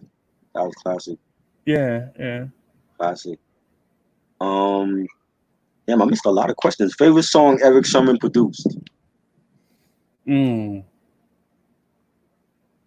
produced a lot of joints. You did. Um, That would be a hard one. yes, that's very Favorite hard. song? Damn, yo. Man, I don't know. Cause man. Favorite. How high? I would say how high. Really? Yeah, well, I think he did the remix for that.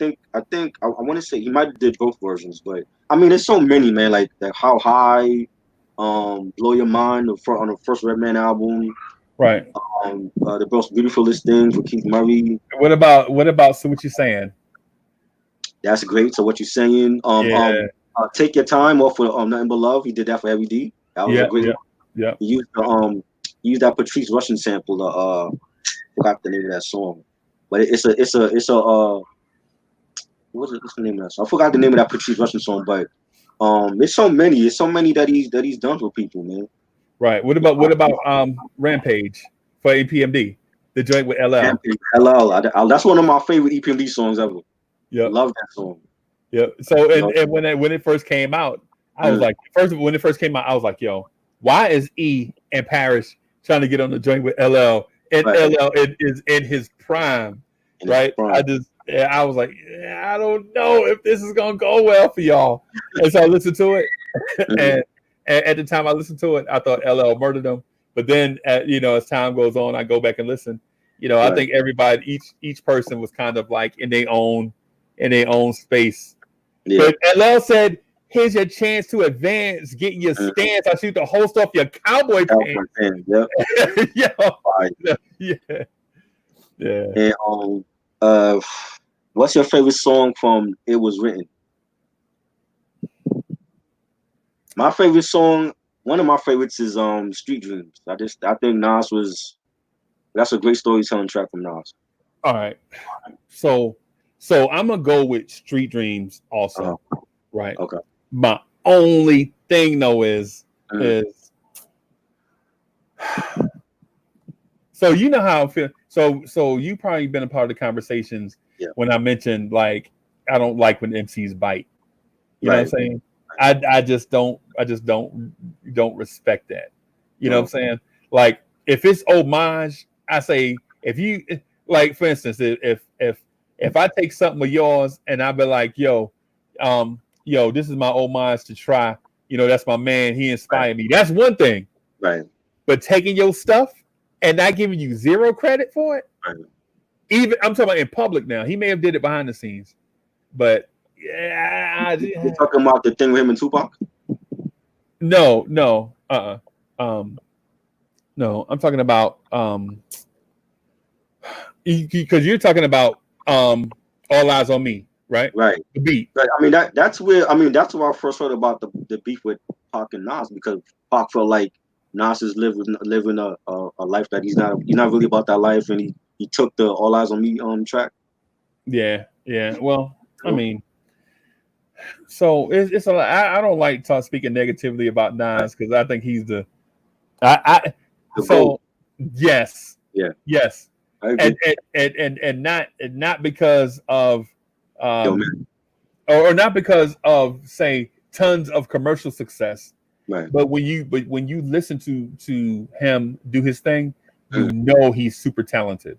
Yeah. You know what I mean? Unlike a cat like Flo Rida, who has a lot of commercial success, the top selling rapper ever to do it, Flo Rida, I just don't think he's a great rapper.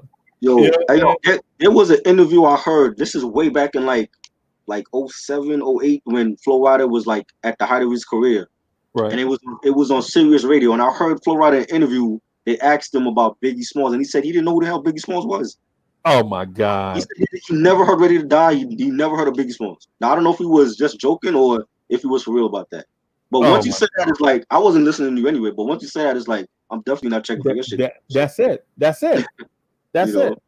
because you got to come in the game, you got to know where the game has been.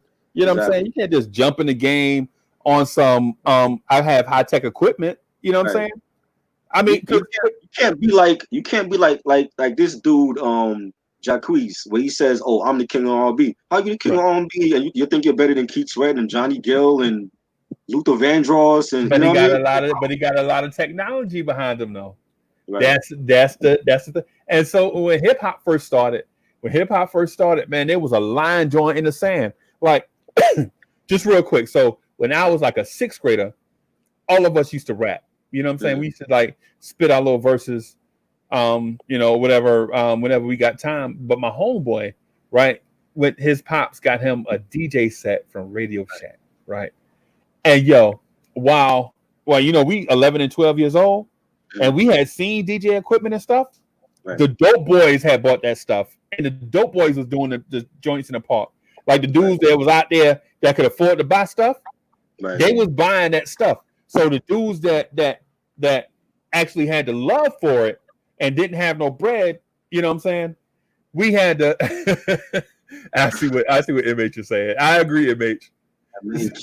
But anyway, my homeboy pops bought him a DJ setup, right? Yeah. And he was like, "Yo, come over Friday night, and we're gonna do a party Saturday morning." Right. And I was like, "Yo, word." So I come over, man. I got like 12 number 2 pencils, like 3 pencil sharpeners, a composition notebook, all this, you know, because I'm gonna write down, I'm gonna get over there, hit a beat, and write these dope verses. Yo, so I get over, and he plays I gotta Google it. I know the name of the song. It's Delroy something. I forgot. Delroy. What's the Wacky? You still in here? Where you at? I wanted to say no. I'm not. I wasn't. When I said about the thing I said about Pharrell producing albums, I love Pharrell. I love the Neptunes. One of my favorite producers of all time. But I do feel like they like as the Neptunes, they gave the Clips the best stuff for like as far as like rap artists. I felt like the first 2 Clips albums are classic, but I didn't necessarily think the stuff they gave for Common and Snoop were great though. Right. You know what I'm saying? That's what I'm saying. But I love the Neptunes. Like they're legends to me. Yeah. And I agree with you on that point, by the way. But so the joint I'm talking about is by a dude named Denroy Morgan, called "I'll Do Anything for You." I'll do anything for you. So my man Rodney puts the instrumental version on, right? And so we write our rhymes. I was like, yo, we gonna kill us tomorrow. Right. So try when I tell you things didn't go according to plan. Hand to the man. Things did not go according to plan. So we get there. We think it's gonna be about like 6 or 7 people, you know what I'm saying? And I'm gonna get on, I'm Kid Fresh. I think everybody was Kid Fresh back in the day, but anyway, so I'm Kid Fresh, you know what I'm saying? And so he starts playing the music, and people start coming and coming and coming and coming. After a while, I'm up with the microphone pressed up against the DJ booth. He like, Uncle Freezie, stop bumping the table. And I'm like, yo, I'm Kid Fresh. You know what I'm saying? So he puts on the joint. He was like, yo, my crew about to do this joint, blah, blah, blah. And so let me tell you, now he was DJing right now. What he would do, play a song at the end, take the needle and put it on, play another song. There's no mixing, no blending, no transitions, no beat matching, none of that. So they was already mad because the DJ was whack, right? So he puts on the joint, and my homeboy go first. My homeboy will go first and starts, and they start booing the fuck out of Will. This girl, I no lie. The crowd, the crowd splits, and she walked through the crowd and come pat him on the chest like this. Maybe next time, bro. And then the song's still going, and then it's my part. And I forget everything I wrote, and I looked to grab my book, and the Ronnie was like, yo, if you grab that book, They will never let you touch a microphone again. Right? So I start going in on the stuff that I heard. Man, we get booed half to death. Man, Ronnie Daddy had to come and basically send everybody home. Y'all get out of here. And dog, it was like, no lie. We thought it was gonna be like 10 people. It wound up being like 80 people, 90 people. You know what I'm saying? And we were trash. But we had the technology. We had the stuff to do it with. But we was trash. And then at the same time, it was other dudes who had nothing, right? And they could get on any microphone, anytime with any beat, and just do it. Just go in and do it. You know what I'm saying? So, and I tell that story to say the same thing about like Jacqueezy and other dude, Flo Rida and Soulja Boy and a bunch of other people. Man, just because they had the technology to do the stuff, don't mean you good. No. You know what I'm saying? Hey, when I say I got booed, I'm not talking about from across the street either. You know, they was in my face like, Uncle Freezie, you trash. Crazy. Yeah, man. Savage. Yeah. MH asks, what's your favorite 50 Cent track ever? Favorite 50 Cent? I don't think I got a favorite 50 Cent track ever. I got a couple of favorites, but yeah. You know, I'm gonna say in the club. I'm gonna say in the club just because it highlighted what a drive beat is. Like, people don't know what a drive beat is, but it's that beat that almost like when you hear it, it drives you to want to do something. You know what I'm saying? Like, get your adrenaline going. Like, you want to do, you know what I'm saying? Like, do something. And then he got on there and could rap. I heard him in a bunch of stuff before that. You know, so a bunch of stuff. Heard just about everything he came out with. But on that, to me, he was fire. Yeah. Better discography, Tupac or Biggie? I mean, by default, it's Tupac because Biggie only lasted 2 albums. So I gotta go with or 2 albums when he was a contributor. Because he came out with it. I think they came out with the 3rd album, right? The one with the joint from him and Eminem. Born Again was like a set of like unreleased B-sides, like the Dead Wrong joint he did with Eminem. I heard the OG version way before. That was for Ready to Die. They didn't put it on there, but right. You know, Puffy being Puffy to make money, he got all these different big names on that project. You know what I'm saying? But we don't really count Born Again as an actual album. That's just stuff. But Life After Death is like his last album. He was working on that at the same time he worked on No Way Out. I still think it's I don't know. I don't think it's a runaway though. Because Tupac has I'm talking about like the discography. If you just go on what was available to us, I don't know if it's a okay. So my homeboy tells me that California Love makes this an absolute slaughter because California Love is probably the best and most popular song by either artist, and it was a mega smash. I think I Get Around is a bigger song than that, but you know, which song? I'm sorry. I Get Around. Yeah. So I like I Get Around because I like Money B and the other guys. Shock G. I like them guys, but I don't know. I think okay. So to me, 10 Crack Commandments is like a hip hop classic. Love that. You know what I'm saying? It's like one of those joints. If you have to rank like the top 20 hip hop songs of all time, you know, and you know, sans commercial success, right. Just the actual art of making music. I think 10 Crack Commandments is, you know, in that top 20. Oh yeah. You know, and then there's other songs like, to me, Notorious Thugs is very slept on. You know what I'm saying? You know, because and from experience, this is from experience. My people from up north don't necessarily feel like my people from Jersey people from the Bronx and Jersey, I'm sorry, they don't necessarily feel Notorious Thugs. They're like, yeah, you know, it was all right, man. You know, Bone Thugs and Harmony was all right, you know, but outside of that, everybody else I talk to across the nation, like my old Army buddies and stuff, they say Notorious Thugs might be the best song he ever did. You know what I'm saying? And the reason why they say that is because not only did he switch up his flow on Right. it, but he took somebody else's flow and was better than them at it. You know what I'm saying? And I that's agree. very hard to do. That's very hard to do, man. I agree. You know. I tried to put people over here onto Bone Thugs back in '95, and it's like you know, New Yorkers, we slept on the South, but we slept on the Midwest as well.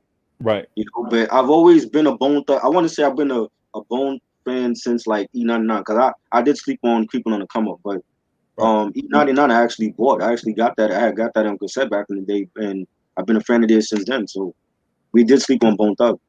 Yeah, man. Yeah, man. know? My sister actually put me on Thuggish Ruggish Bone. Yeah. Because it was because this is crazy. So Hot 97 and BLS was playing this joint by Ani Kamosi, right? And Hot so Stuff. yeah. I remember that. Yeah, so Thuggish Ruggish Bone is out, right? And people are like, I don't know about that thug. Right. And them country dude. You know what I'm saying? They don't know. And they steadily playing Juicy and Here Comes the Hot Stepper, right? Right. And so I'm like, I don't know, you know. And so another joint comes out. This joint called Tour by what's the name of that? It's the reggae group. Capleton? Capleton, yeah. Yeah. So it's like Terra Fabulous and somebody else is out. Capleton is out.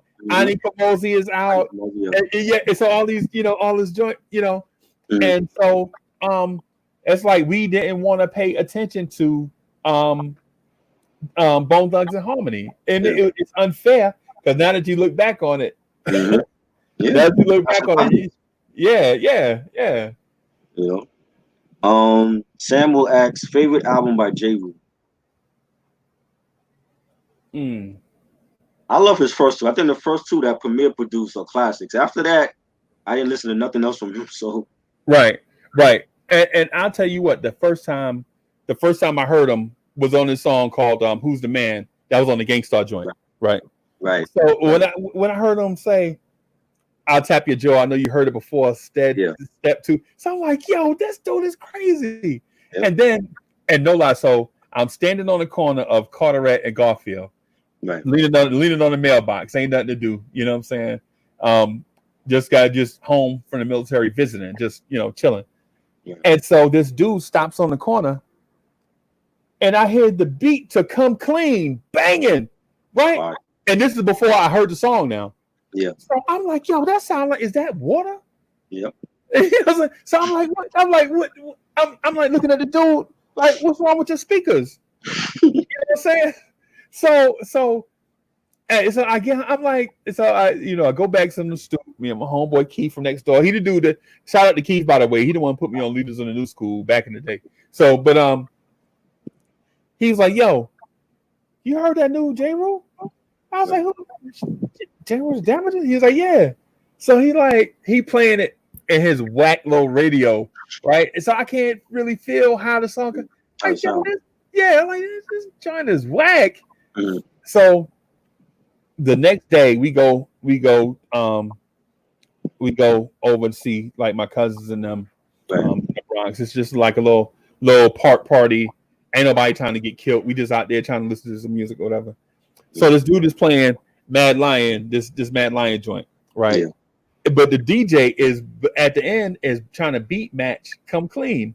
Right. And so I'm listening, I'm like, yo, I love Mad Lion. I love Take It Easy. Right. So he's like, yo, trying to beat man. I'm like, so he stops and plays this joint by What You Want by 9, right? So I'm like, no, play the other joint. So he played the other joint, and we get to hear it through the speakers, right? And we like, yo, this right here is a groundbreaking event right now. What we listened to. This right here, Come Clean. This right here is but let me ask you this: do you think he had legitimate beef with Biggie? I think he did because of at that time, like the Bling era was starting, and having like, you know how Puffy is. Puffy's all about his money, Right. And I think his philosophies and ideologies on stuff, it wasn't like it didn't, being that even though Biggie was from the same borough like him, like Brooklyn, but J.B. was totally against the mainstream and against radio. And Biggie, unfortunately, was for that because of being on Bad Boy. Right. You know what I'm saying? The same thing, we saw that disconnect with Craig Mack and Puffy, because Craig Mack didn't want to be promoted as a mainstream artist on Bad Boy. Right. He wanted to do his own thing. And he had that cause friction between him and Puffy with that first album, with that first Craig Mack album, and which is what led him to leave Bad Boy. You know what I'm saying? So I feel like, yeah, like there was beef with Biggie and J. Rue talked about it on the One Day song on the After the Math album, and he was totally against, Bad Boy and that whole movement that was going on at the time. So I think there was beef. I've heard people even say that Kicking the Door was about J. Rue as well. Right. You know what I mean? So I think there was beef there, but it wasn't serious to the point where they were gonna go come to blows. Like it wasn't like the Pac and Big thing. Pac and Big thing was that took over both coasts, unfortunately. But I do believe like where J. Rue was coming from, like he had beef with Bad Boy and what they were all about. All right. Well, just to clarify, so I love early J. Rue, right? Okay. After that, man, a dude came along to me and was sounding like him, not lyrically, but I don't know if y'all remember Blase. Yeah. So he sounded kind of like, and I'm talking about in terms of voice, but not style. And so I was like, I think that kind of diluted diluted some stuff. Right. But didn't J. Rue have a song that was number one? I want to say You're Playing Yourself. I think that was number one. Was that it? I think that might. The original. I don't know if the original ever went to number one. I know it was played a lot. I remember watching the BET music countdown when they count down the top 100 videos, and J. Rue had the number one video.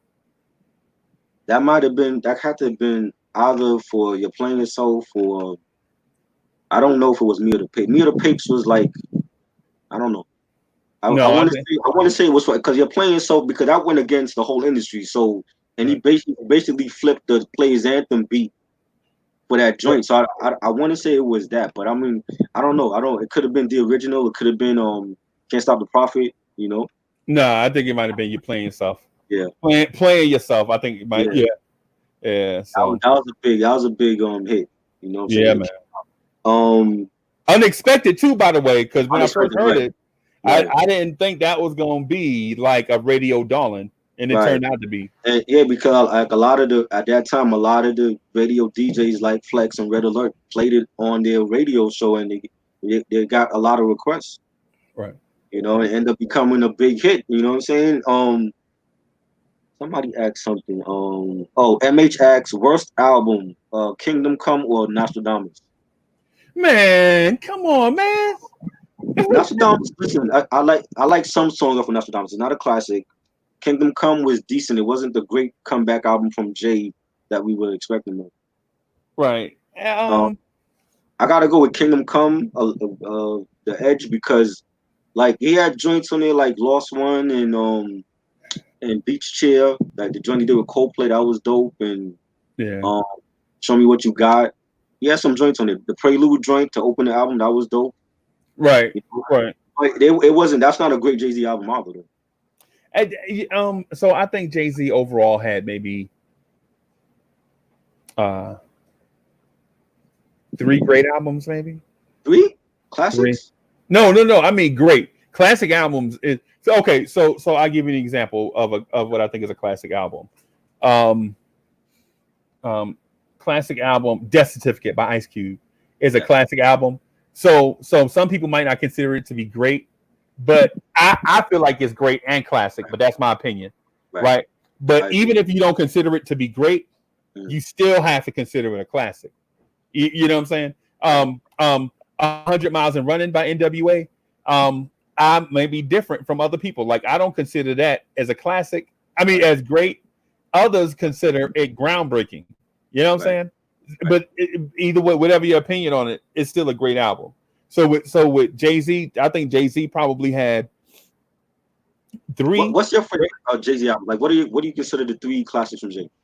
The Black Album. Okay, I love the Black Album. So I've been saying that forever. Let me. I want to do this without being reckless. So I'm gonna look at them and rank them, and then that way, that way I won't leave any out, and at the same time give albums a proper due. So I mean, because to me, the first time I heard 99 Problems, I thought Run DMC is what I thought. You know what I'm saying? Because the beat, the drum was so hard on it, man. The Rick Rubin element, because he produced that joint. Right. To me, I've been saying Black Album was a classic for years. Even people in the chat know that. Eric know that. I've been saying that for years. Black Album to me is a classic, but it's slept on. A lot of people either they don't like it or it's not even mentioned with Reasonable Doubt or The Blueprint. Right.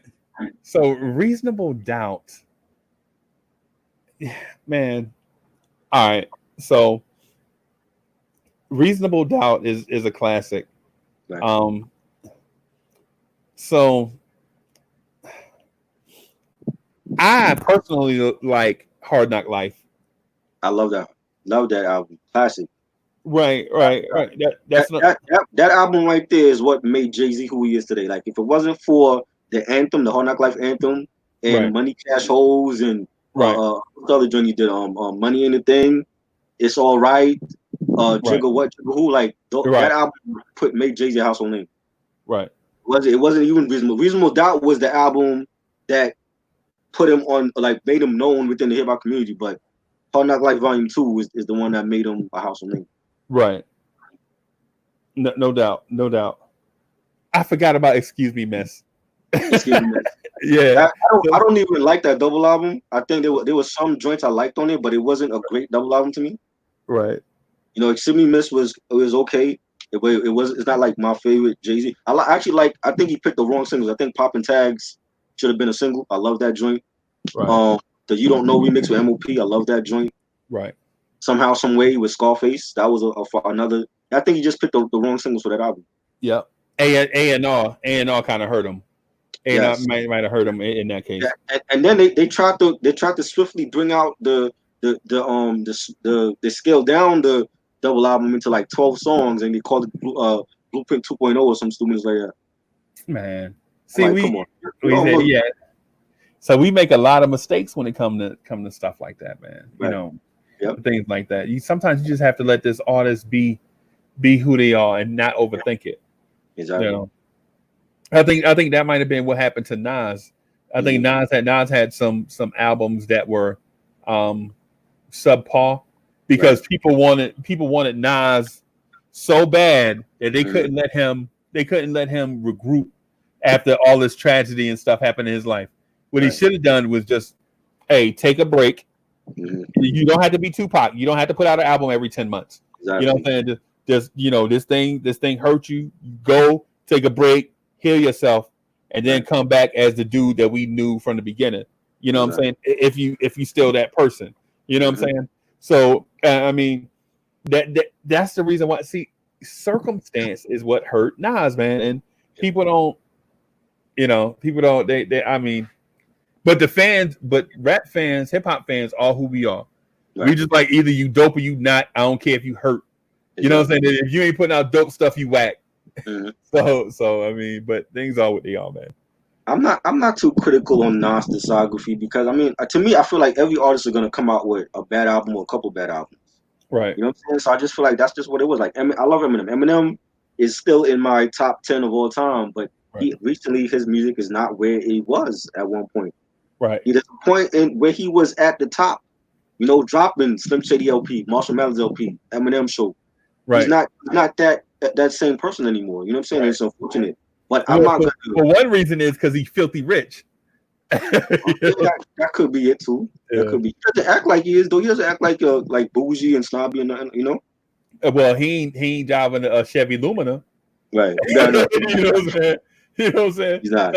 Yeah. So I mean, I understand your point, but to me, it's the same thing that happened to Nas. I think the shiny suit era thing left a scar on my man that you know. And so, and not just him, but Jay-Z did it too with that song Sunshine. Remember Sunshine? Right. You like what is? People don't like that. I like that song. How come people don't like that song? What Man, about that song that people don't like? Is it the video or is it just the song in general? it's the song. See, it's not Heart of the City. Remember Heart of the City? Right. Remember how Heart of the City made you feel? And then you come out with a song called Sunshine. You know. I like the song. I think that was a dope album too. Volume 1 is severely underrated. Right. Well, I remember talking. I think MH had bought that recently. I remember talking to him about that. Like that's a dope album. yeah, and listen, and I'm not saying, and I'm not taking it away from these dudes' talent now. I want everybody to know, listen, these dudes are elite. When I'm talking about, when we talk about Nas and Jay-Z, and Biggie's and Bone Thugs and Harmonies and your Ice Cubes, basically we're nitpicking. You know what I'm saying? We're nitpicking because these people, these groups and people put out so much excellent work that they gave us, you know, the opportunity to nitpick. Right. You know what I'm saying? So I'm not saying that these dudes aren't talented because they are, man. Right. You know, and like to your point, sometimes they swing and miss. Yeah. It just happens. That's happened. You know, I still think Nas is a legend. I'm not gonna discredit him because he got a couple bad albums, you know. Because we can say the same thing for Coogee Rap. We can say we can say same thing for Kane. You said it already for Kane, so I already know. Yeah. Because the whole Kane thing, man, is I wish we can get him somewhere, corner him, and talk to him about his line of thinking. Right. During that time. I would love to have Kane on here. We could talk to Kane and ask him, like, why did you do the Madonna sex book? Why did you do that? Why did you feel like singing with Spinderella and all these other people? Yeah, you doing songs with not the Whispers. I forget the old school group. He did a song with that, and the song was so trash. You like, oh man, like the dude sounded like they didn't even want to be on it. Like Kane wrote stroked them a check or something. He was on Luther Van. There's a Blue Magic. Blue Magic. That's what. Blue Magic. Okay. Yeah, man. He just did some stuff where I was like, nah, man, you're doing too much now, King. Right. That's doing Drake territory now, you know. Right, exactly. And you see how Drake is accepted nowadays. Right. Like Drake is a meme now. Right. So yeah, man. Favorite album by Coogee Rap. Well, solo, I'm going with 456. But like group, gotta be Wanted Dead or Alive.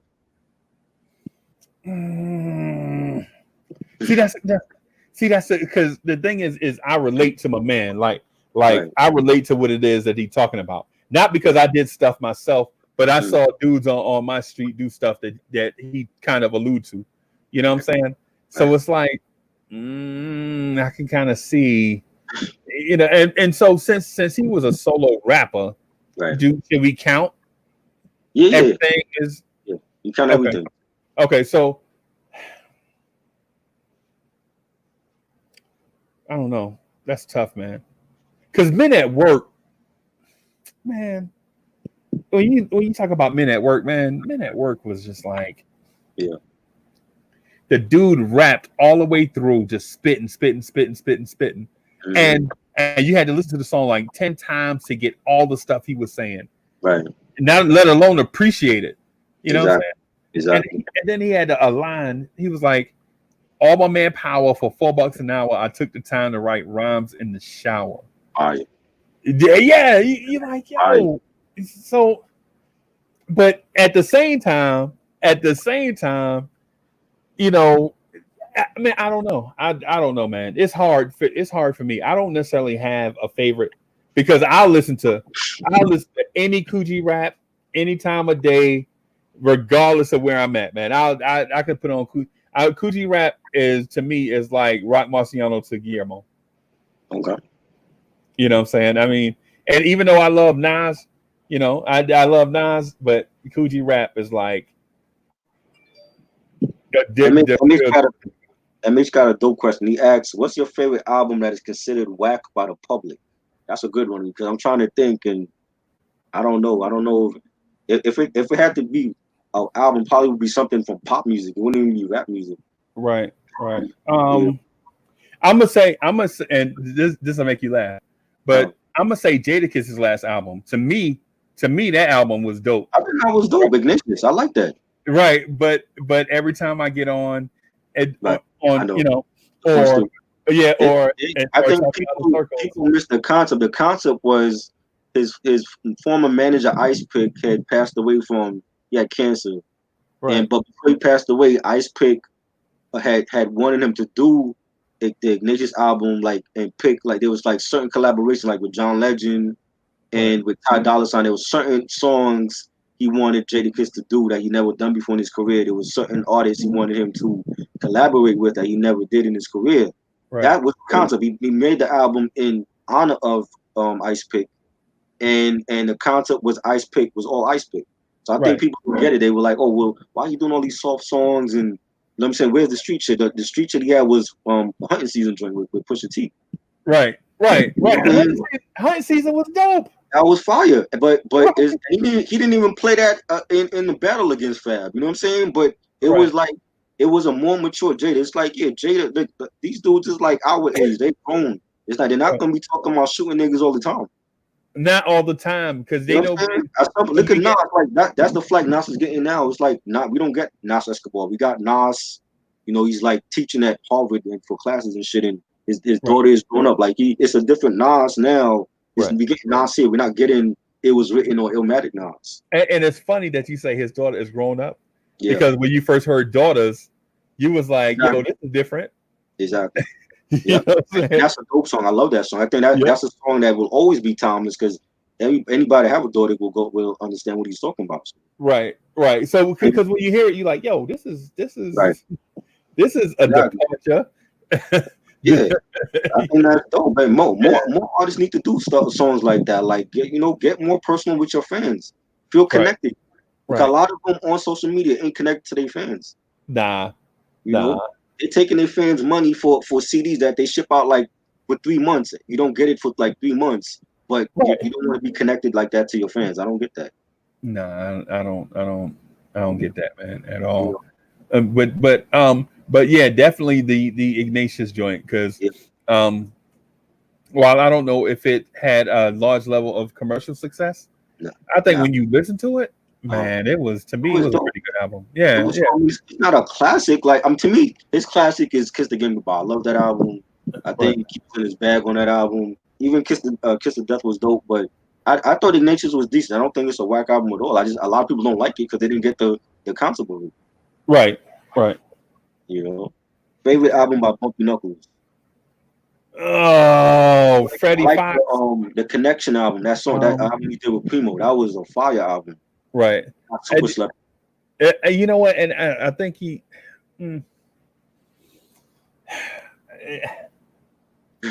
How good is he, in your opinion? He's dope. Bumpy Knuckles. He's been on many different albums. The O.C. Joel's album, he was dope on that. The gangsta stuff he's done. He's a dope artist, but like, he is underground. Like, if you want boom bap underground, that's your main point, because he's not no mainstream artist at all. Right. I think he's dope. So the story goes,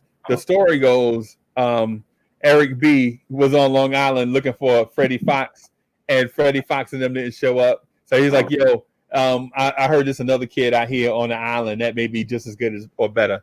And they went to Rakim House. So it may have been Freddie Fox and Eric B and Freddie Fox. Oh, wow. Yeah.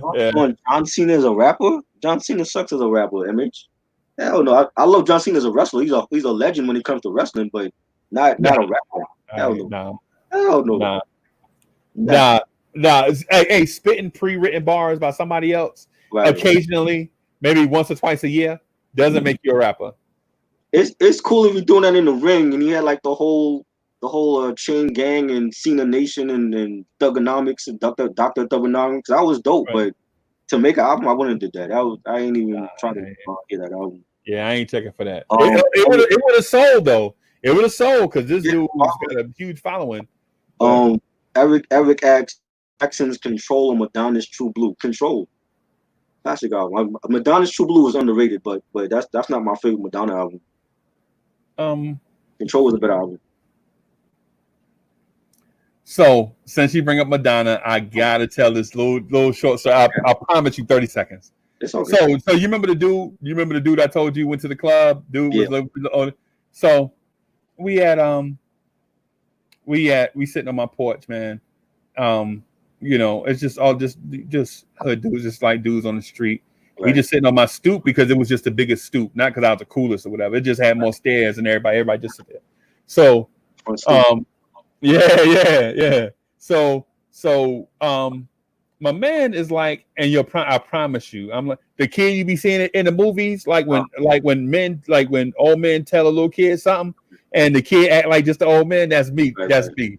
So my man is like, yo, Uncle Freezie, no matter what happened, yo, you got to be hard, troop. You know what I'm saying? These streets out here eat you up and spit you out. You got to make sure that you hard, son. You know what I'm saying? Don't never let nobody, all this stuff. And I'm like, yeah. Who you talking to? I am the streets. And I'm like 7. So that just give you some perspective about how silly I was back then. And so he's giving me these speeches every day. And I'm like, yeah. He like, go to school, man. Eat these books, man. You don't want to be out here in the street. And so I'm like, okay, all right. Okay. You already told me. Okay, dog, you tell me this every day. So I see my man. So it's like 6:30 in the morning, right? And my grandmother make me take the trash can to the street, right? So I'm taking the trash can to the street or whatever before the trash truck comes. And I see my man walking down the street. And I'm like, yo, what's up, man? What you doing out so early? You know, I'm a little kid, excited, you know. He like, yo, I just left. I just left the city. It was the craziest party ever. And I'm like, yo, you just not getting home, man. That party must have been crazy. So, you know, he was walking through, you know, so he had his club clothes on. Right. I'm like, yo, the party was crazy. He was like, yeah, the party was crazy, man. They played this joint, Uncle Freezie. They played this joint like 20 times, and we could not. They was playing it 3 times back to back, and everybody still get on the floor. And so I'm like, yo, so what's the name of the joint? He was like, yo, we got on the floor and we was dancing, man. Yo, the joint. So I'm like, yo, what's the name of the song? And he's like, you too young to understand, man. You too young. You don't know nothing about this. Man, I'm 16 years old, man. You know what I'm saying? You don't know nothing about this. You 10. And I'm like, yo, what's the name of the song, man? You can tell me. I ain't gonna tell nobody. I promise you. So he was like, yo, they played this joint, Borderline by Madonna, and the club went crazy. It was like they set the building on fire. And so I'm like, yo, so this is me talking to a dude. So I'm 10. I'm thinking this dude is like 50 years old, but he really 16. So he light up a cigarette. He like, yo, Uncle Freezie, I'm telling you, I got so tired of dancing to the song, man. My feet hurt, man. I'm gonna sit down for a minute. I'm like, yo, you dance that much? Well, your feet hurting, dog? And he was like, yo, Borderline is that joint. So I snap, right? I'm like, hey, didn't you tell me not to never sell out, be soft? These streets will eat you up. I heard that joint on the radio last night. That's the joint with little bells and stuff in it. And he was like, no, son, it ain't like that. I'm like, yo, I heard that Madonna joint, man. You soft, man. You don't sold out. What's going on? So my man is like, you don't understand, Uncle Freezie, you too little. You too little. You don't understand. And I'm like, yo, you told me only listen to the hardcore. And you're like, it was the funniest thing I had ever heard in my life. And I saw later on that day, right? This is like 8 o'clock that night or whatever. Right. And I'm like, dog, please tell me that mess you said earlier is a lie. And so we all of us now the whole crew together. They like, yo, Uncle Freezie talking to what's the name like that? Uncle Freezie must have lost his mind. He must not know who you talking to. Because I done seen this dude like literally like beat up 2 or 3 dudes by himself. I done seen the police come, scoop him up off the street, whoop his ass, and drop him back off. And you know what I'm saying? So he is legit hood tested. Now, you know what I'm saying? Now, I know a lot of people have like, and I'm not glamorizing nothing. I'm just telling you just to have everything be in perspective. So they like, yo, where's Uncle Freezie talking to? Why are you talking to my man like that? They're like, Uncle Freezie, you better check yourself. You know, and I was like, nah, man, this dude told me, you done told me for years to such and such and such and such every day. You want me, and then you gonna tell me, you gonna talk to me that you was dancing to Borderline by Madonna? And I said that in front of the homies, dog. Hey, everybody, you should see everybody swing from looking at me to stare this dude down.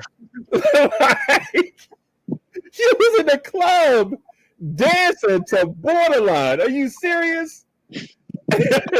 so anyway, that's my because I had heard it the night before. I was like, that joint got bells or something in it, man. I don't know. I mean, and nothing to get. I like the song now as an adult. It grew on me or whatever.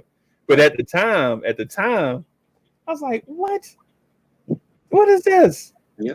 You know what I'm saying? Street dudes is street dudes is in the club with silk shirts on, dancing to Madonna. That ain't like the picture. That ain't what I envisioned when these dudes is back on the block. You know what I'm saying? But anyways. Eric said best 80s movie soundtrack. I want to say it was Ghostbusters 2 because it was more of a hip hop soundtrack. It had Bobby Brown, it had New Edition, it had Run DMC, Dougie Fresh. Right. So, that one I wasn't big on 80s movie soundtracks like that. Like they had iconic songs like Kenny Loggins' Danger Zone from Top Gun. That was one of my favorite songs, and there was other songs. There was some songs from Beverly Hills Cop, but right. The 90s soundtracks were better. So let me smash this question out of the water, right? So to me, the best 80s soundtrack is Purple Rain, right? Oh, yeah, but now you talk about might be the greatest soundtrack of any era when you talk about Purple Rain. You know what I'm saying?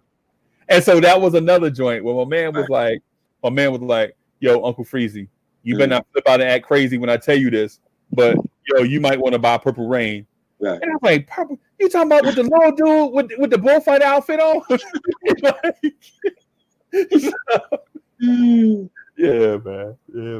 But see, like I don't even look at that as a soundtrack. I just look at it like a Prince album, but it happened to go with the movie. But it is a soundtrack. Yeah, it's a soundtrack. Yeah, because when I would say Purple Rain then. Yeah, because when you look for it, so I bought it and it showed it's the official soundtrack of the movie. So Oh yeah. Breaking or Wild Style or Beat Street?